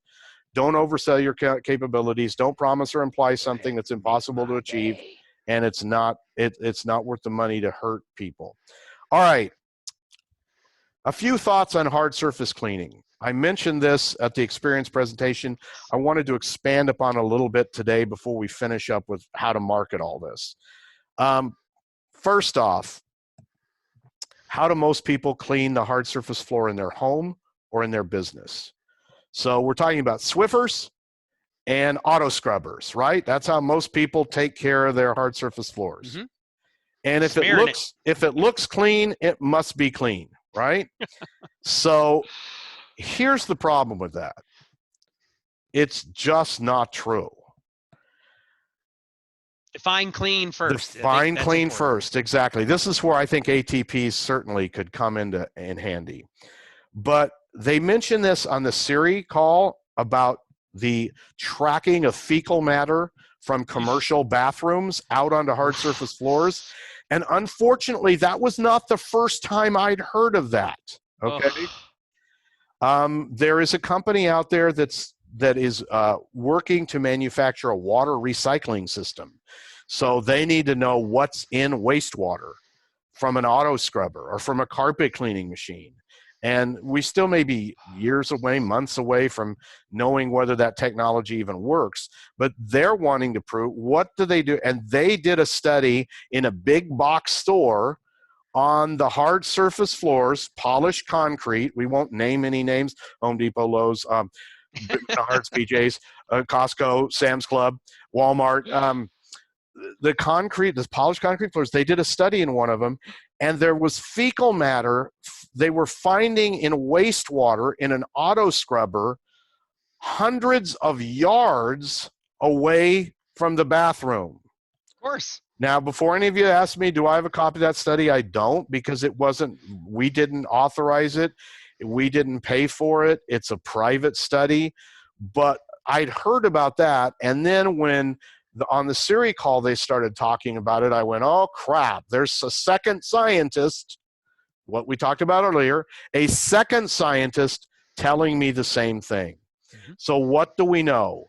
We know that these hard surfaces aren't as clean as they look.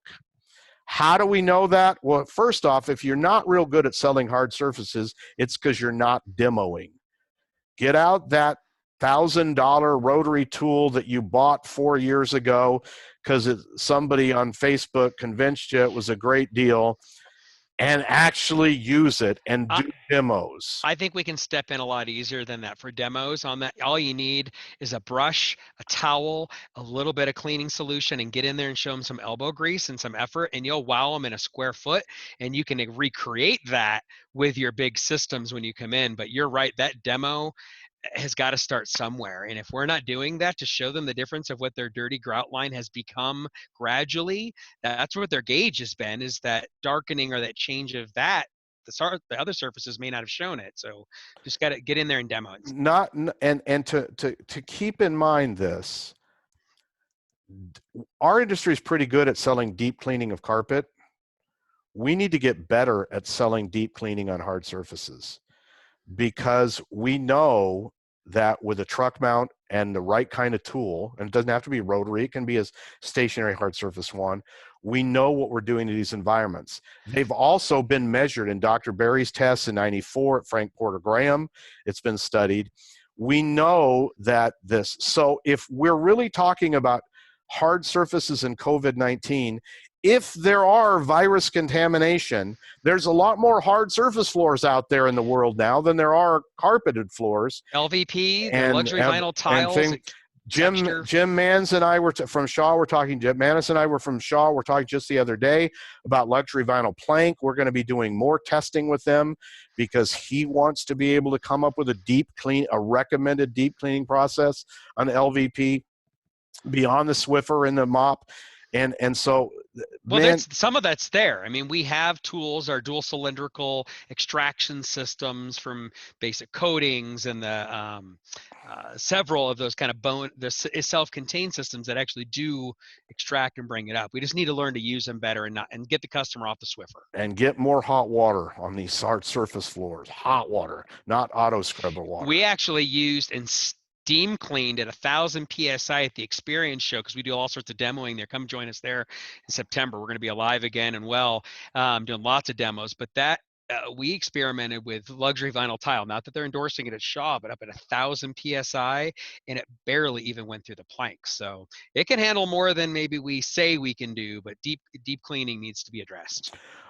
One question I want, before we get into marketing, I'm looking through the questions. We're not going to have time to answer them all, but one question that somebody raised, Shawn, that I think you can better speak to than me, that I think is a real issue is, what do you do if you are requiring PPE from a company standpoint and your technicians don't want to wear it? I ran into this over the weekend. I was at a big box store and I heard a conversation going on between a manager and the lead cashier that one of the cashiers was refusing to wear their face mask. What do you do, Shawn? What you're running a cleaning business. Yep. I'm your technician. I tell you that face mask is fogging up my glasses. All these people are overreacting. This isn't that dangerous. I don't need it, whether it's because they're uncomfortable or whether it's a political, that's a bad word to use, a political view that leads them to this. What do you tell a technician that's refusing to wear PPE that you're saying he needs to wear or she needs to wear on the job? There are smarter people than me telling you it's a good idea. So I have CDC to quote. We've got the governor in our state has said it is highly recommended that if you're going up as a servant in a public or private environment, you need and you must be wearing a facial protection to stop droplets from coming out of your mouth while you're talking. And they start to understand. I said, I realize it's inconvenient, and I'm not asking you to wear a P100 in these environments. We already do, because we do mold mitigation, so my staff doesn't do. But as I've interacted with others that may have had to, we're wearing light masks and cloth masks that the government and bigger organizations have said to, not just our company mandates for certain jobs. So in our business, it's not as tough. But I have seen that objection from custodial contractors and others that don't want to. And I say, I understand. If your job and the things I need to require of you to do this safely, in our opinion and others, is not within your comfort level at this time, then we'll try to find other projects for you to do. Or we may, wait until things come available again and lifestyles change. All right, thank you for answering that, because I think that's a good question. I know people are going to run into it. It is uncomfortable to wear some of this stuff. All right, now let's talk about marketing, okay? And we're really going to zero in on 4 concepts. We're going to run through this real quickly, but I think we can get across the basic idea.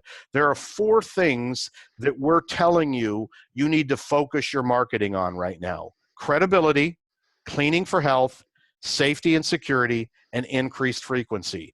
So the first thing I want you to do is think about what kinds of marketing assets you have. I want you to think about your marketing message and your delivery systems.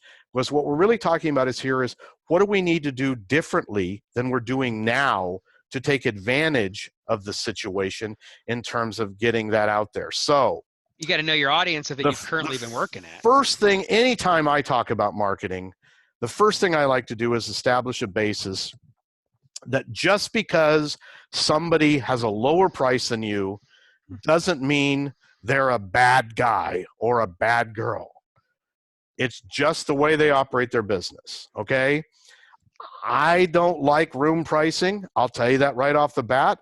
But it's a legitimate way to run a business. There are people that are friends of mine that I respect that run really good businesses with coupons and pricing, and they're making a lot more money than I am. So who am I to criticize them? They're ethical. They do what they say they're going to do. They have a quality truck mount. They're owner operated. They're trained and certified. They charge less than you. So the first thing we need to do is establish that what we're talking about is differentiating from them, not attacking them, not assuming that the yellow truck that's out there that does a really good job of advertising is bad because they're marketing sanitizing. If they're marketing sanitizing and it's working, it may be something you may want to consider. So that's the customers want it. It's out there. Once again, if you think you're doing the right thing, do the right thing because it's the right thing to do, not because somebody else isn't. So let's look at marketing in a nutshell. Marketing in a nutshell to me is 3 things: your marketing message, how you deliver that message, and what the desired outcome is, the customer response. So at its most basic level, the marketing message is, we clean carpets. The marketing delivery system may be posting an ad on Facebook or sending out an email, and the customer response is, come clean my carpets. All right, that's marketing in a nutshell. So I view things through this funnel. There are lots of other ways to look at marketing, but that's, so what changes in our marketing message are we going to concentrate on? And then we'll touch for a second on delivery systems. How has COVID changed that?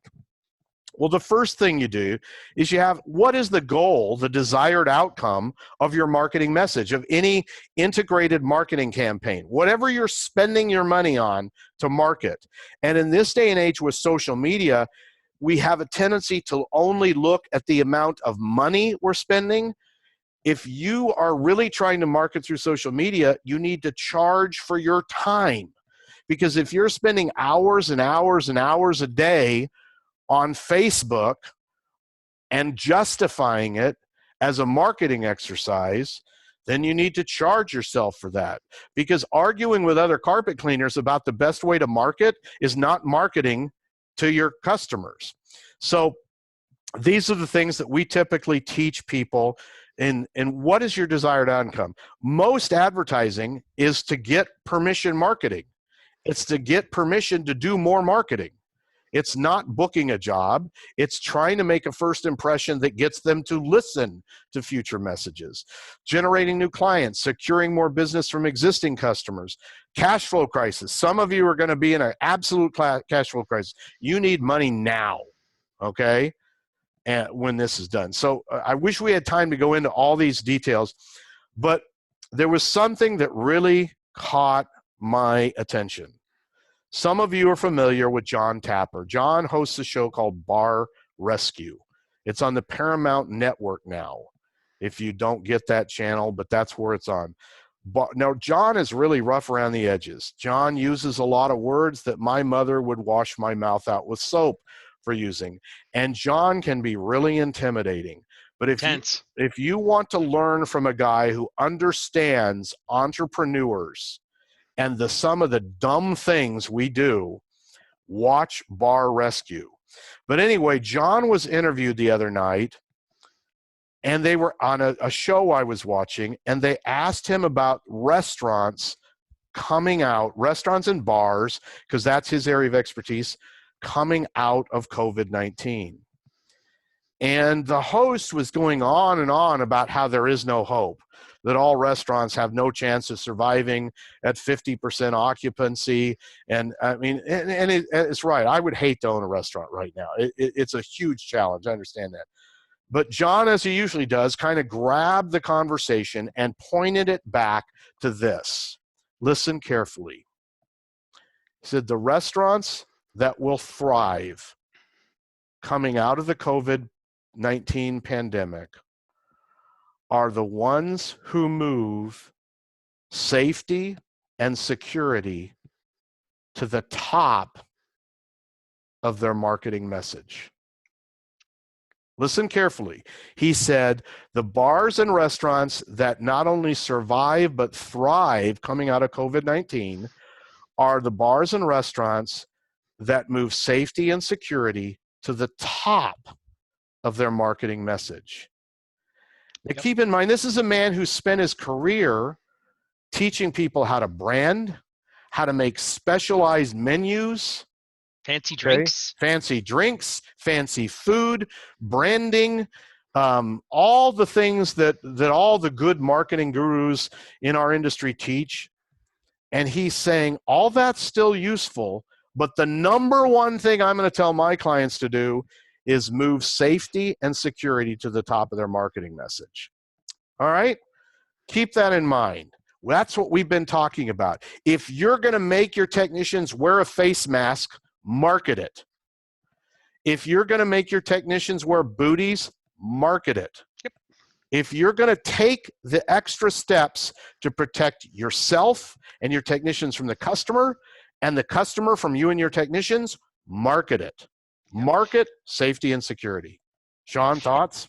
Actually, I knew I wanted to backtrack because there's a question on our request panel earlier. I didn't want to be taken out of context the comments I had made about hard surface cleaning using higher pressures.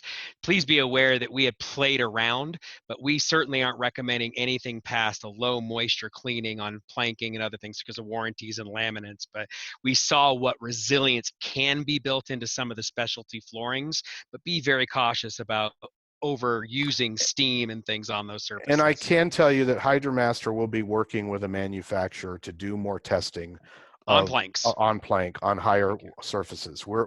We want that answer too, because I do it. I'll just tell you, I do it. Yeah, but from an inspection standpoint, everybody being involved. My flooring is well past its warranty. I do it all the time, but on my hard surface, on wood and on plank. But I didn't say that out loud, but I just did. But before HydroMaster can say that, that's a different thing, and that's what we're working on. Yeah, so I'm glad you clarified that. All right, cleaning for health. Why not? Since I convinced you to pay attention to Shawn and I babble on for an hour and 45 minutes reading Dr. Berry's quote, maybe you need to mention this to your customers. Okay, so how do you do that? Well, you can just point blank say it. That's one way. We've got it in every statement. We believe firmly at our core values that a clean environment is a healthier environment. We put it in every email we send. So if you want to use Dr. Berry's quote, use Dr. Berry's quote. It came right out of a magazine. All right. Secondly, and this is all part of the marketing program that you're going to have if you don't have, many of you that signed up for this have already downloaded this. Hopefully we're giving you some ideas on how to implement it today. So this is saying it in a softer message. Your home has been invaded. Your husband's there. Your kids are there. It's a sports field. It's a movie theater. It's a restaurant. It's a playground. It's a classroom. And it's an office. And it's been that way for 30 days. In many places, it's going to be that way into June. So whenever your state or province starts to come out of the stay-at-home, the carpets have been impacted. Getting your carpets, rugs, upholstery, and hard surface floors professionally deep cleaned can help maintain a healthier environment and restore peace to the family. I got to tell you, if the husband's been home, my wife will tell you this, for weeks, he's added to the spilling contest with the kids. So get that on there. The same thing goes in a commercial setting. What are we saying? Cleaning the environment before they come back. Getting your carpets, rugs, and upholstery deep clean can help maintain and restore confidence of the client and the staff. Hey, we've done some extra, we've gone past our normal routines, we've done some deeper cycles and gone through a double clean on this process. Whatever you want to say to help the staff and the clients to know that you've delivered a more than normal service to reopen, fresh start, I think is some value points to bring to your clients. I love the term fresh start, because that implies what we're saying without making claims we can't back up. Mm-hmm. It's a fresh start, it's a cleaner environment. These are elements of an effective ad, whether it's electronic, printed, however you do it. This is information that you can get from marketing people, and they go deeper into teaching you how to do this. But once again, how do you build those four things? Credibility, cleaning for health, safety and security, and increased frequency into your things. So we've given you some ideas today. Certificate of treatment. Here's what it says. You can send this to them electronically before the job starts. You can print it on fancy certificate paper and hand it to them as you're coming in the door. You can put it on a piece of paper. You can hang it on your duck guard. You can put it, however you want to present it. Here's what it says: clean, wipe down, or apply to disinfectant to all cleaning tools, hoses, and accessories that will be brought into and used on this job site in accordance with generally accepted industry standards of care, okay, and the Center for Disease Control guidelines. If you can lift stuff right out of an IICRC standard, do that. If you're not an IICRC certified firm and you can't use IICRC certified firm documentation, then go with the term generally accepted industry standards of care. That's what the accountants do. If the accountants can do it, we can do it, okay? So what are generally accepted as standards of care? Things that a group of people agree on. That's what they are. So certificate of treatment. Secondly, the pre-cleaning checklist and the aftercare procedures. If you're not familiar with these, I sure wouldn't run a business without communicating some of this before and after the job, but how you do it and how you deliver it's completely up to you. Yeah, whether it's attached to your work orders, Yep. your digital delivery now. We used to have more papers, now we have more digital. Put on the back of invoices, email it before you get there. But what we've added is some things specifically to these that talk about we'll be carefully following guidelines established by the Center for Disease Control, OSHA, and the EPA to prevent the transmission of infectious diseases. This applied before. We're just bringing it to their attention. We've done this all along, but now we're taking some extra steps. These are great docs to have links on your website too for clients. Prior to entering your home, our technicians will be cleaning and are sanitizing the hoses and cleaning tools we'll be bringing into your home. Our technicians will arrive at your home wearing protective face masks, gloves, shoe booty covers, and in some cases, protective eyewear. These extra steps are being taken to protect your family and our technicians, and we take safety very seriously. It's important that all people and pets are kept away from the areas being cleaned and treated, both during the cleaning process and during the drying process. If someone in your home is feeling ill, we encourage you to contact. That's right out of the CDC control.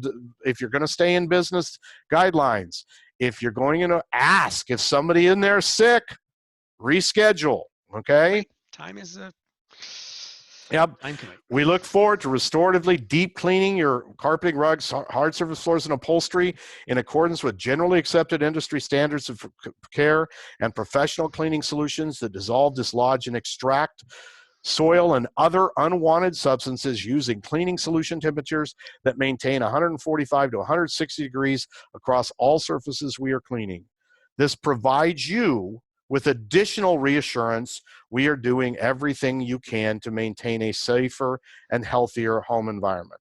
So add some verbiage to what you're already doing.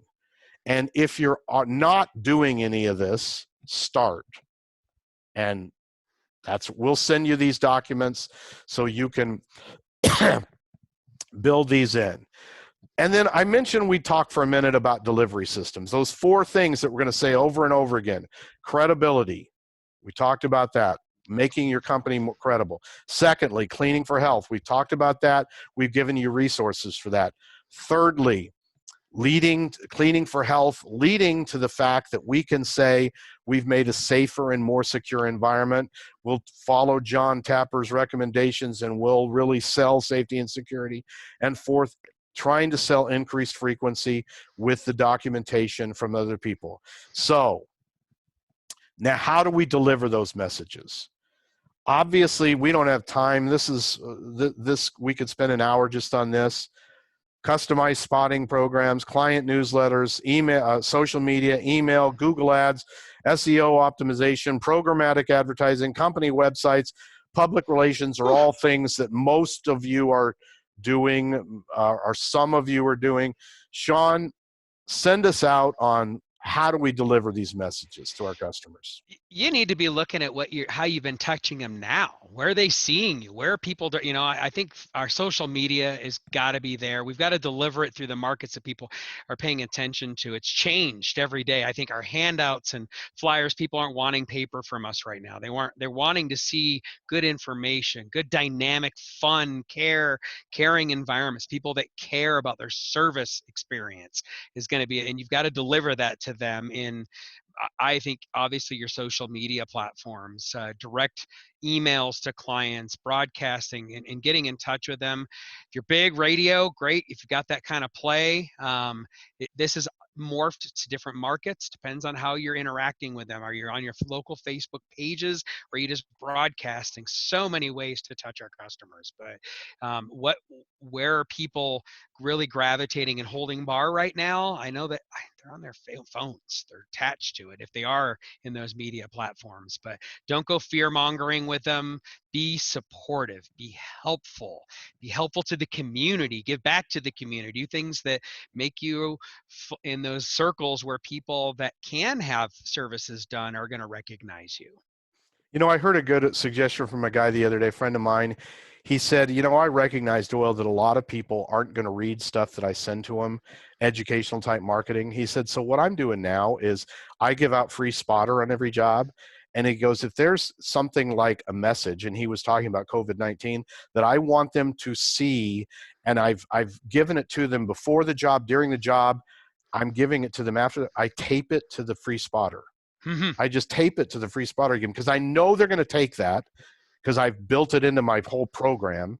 And then the next time they grab that free spotter, they'll read it again. So I thought that was a nice little easy thing to do to help communicate these things. Perfect. You mentioned this, Joshua Soloway at Soil Away in New England, co-winners of the Ralph Bloss Humanitarian Award last year at the Experience with you, Shawn. They did, and this is on there, they were recognized in their local media. He sent me this. He gave me permission to share it with the world. He thinks that everybody ought to be out doing this. They went out and they cleaned and sanitized all the first responders' trucks. And they notified in social. It's so much easier to get hold of the media now. Just pester them on Facebook, on Twitter, send them, you know, we're going to be doing this. We have some of our distributors, Professional Cleaning Supply in Tulsa and Oklahoma City, have done the same thing. They've invited people to come by their facility with their first response vehicles, and they'll clean them and disinfect them. But what a great way to do this. And obviously, you want to wear protective gear. We've talked about that because these people are being exposed to a lot of environments. If you look at on YouTube, there's several people that companies that have done this, that have gotten on the news. It's a great idea. And you know, I'm giving back. I'll use the segue to the Ronald McDonald House cleanings that are going on, cleaner environments. I know in Denver, we've got ours coming up here soon that we love participating with. You know, get involved to your local trade associations, your communities, you know, to bring that dynamic there. It's definitely going to help. And because we're out of time, Shawn and I are going to promise you we're going to do a webinar just on this, because this is kind of a pet peeve of mine coming from a marketing standpoint, and it's a pet peeve of Shawn's coming from an IICRC standpoint. I know, the IICRC, they're not a perfect organization. Yes, they make mistakes. Yes, they probably messed up your billing 7 years ago. Get over it, okay? You don't use it if you lose it. You gotta. If you want to make certification matter to your customers, the onus is on you to market it. Yeah, if you think having that flag. If you're thinking that the ICRC is going to do a 2-minute ad on the Super Bowl and convince people to clean their carpets more frequently, it ain't going to happen, okay? And that's not what you're going to get out of a class. Come to one of my classes. We promise to revisit this because, in my opinion, the time's never been better to market IICRC certification than it is right now. It's part of that credibility, safety, and security concept. So we'll come back to that, I promise. All right, you can download those ads for free at hydromaster.com/deep cleaning. You can get hold of Shawn. Shawn, how do they get hold of you? What can you do for them? Well, there's my email is posted there for you, ShawnBiss@msn.com. There's some links for Steamway schools, and then I've got some through John Don. We're offering some ISERC streaming classes and coaching opportunities, so we can spend some one-on-one time together. So come join me in one of the certification programs. We'd love to have you as we continue to connect and keep energy going through our industry and share as information changes so regularly. But my email is probably the best way to come out in touch with me as we continue to try to stay connected. And I'll be back out there. We're going to be back doing certification trainings at the Experience this year. We have our learning lab with Shaw Industry sponsorship, where we're going to be doing more cleaning testing on those hard floors and see what they can handle from the manufacturer's perspectives. But come see me at the Experience or certainly online. Yep, and I wanted to emphasize that you've got Shawn's email address now. You already have email address, my email address when you signed up. we will look through all the questions, and we promise to respond. We have your email address, but it would make it easier if you put it in the question. If there's something we feel that we didn't touch on at all that we think is important, we will certainly answer you. When we have time, we'll get to even the stuff that we do cover to help reiterate what we were trying to say, because we know we went through a lot of information really fast. We'll send you the resources. It's always good to back up anything you say from experts by telling you where we got that information. So we've got a lot of links that we're going to send you, and I encourage you to continue to go to webinars. I know John Don's got one coming up with you in May. Josh, I know they are. Shawn, I know they're doing some other stuff. Aramco's doing lots of training. RIA's doing lots of training. ICRC's doing lots of training. You can't get too much information right now. As a reminder, for those of you who joined us late, we're going to send you a PDF of the PowerPoint, a resource page with the live links. There's over 700 people now that have responded, so give us some time. It'll take us some time. We're operating with limited staff at HydroMaster. Shawn's operating with limited staff at his company during these stay-at-home orders. So we'll get to this as quickly as we can. We'll get you copies of the pre-cleaning checklist, aftercare procedures, certificate of treatment, a link to those deep cleaning. And then later, we promise we're going to send you 2 other things. We're going to send you some special offers and discount codes that you can use to buy some HydroMaster products at your local participating HydroMaster distributor. You'll have till May 30th to use those coupons. So we'll send those to you later. We figure if you're going to take the time, just take 2 hours out of your day, whether it's today or watching this webinar later, to spend your time and invest your time. We want to give you something to thank you for doing that. So we're going to send you some of those special offers and discount codes if you can take advantage of them. And we're also going to send you a link to the video of this presentation so you can watch it again if there was something that you wanted. Listen, I know that on behalf of Shawn and on behalf of myself at and all of the folks at HydroMaster, we want to thank you for joining us today. It's been a quick 2 hours, lots of information. We hope that you have gained some new information, maybe found out some things that you need to ask more questions about. And the big thing is, don't just keep attending these seminars and webinars. Implement what they're teaching you. Plan to implement, get it out there, get it done. You can't take it all. I think it's Howard Partridge is always talking about FTI, failure to implement. You are wasting your time learning stuff if you don't do something different than you did it yesterday. So thank you guys for attending. Thank you. And we appreciate you being with us. Shawn, thanks a million. My pleasure, Doyle. All right. Have a great day, everybody. Talk to you soon.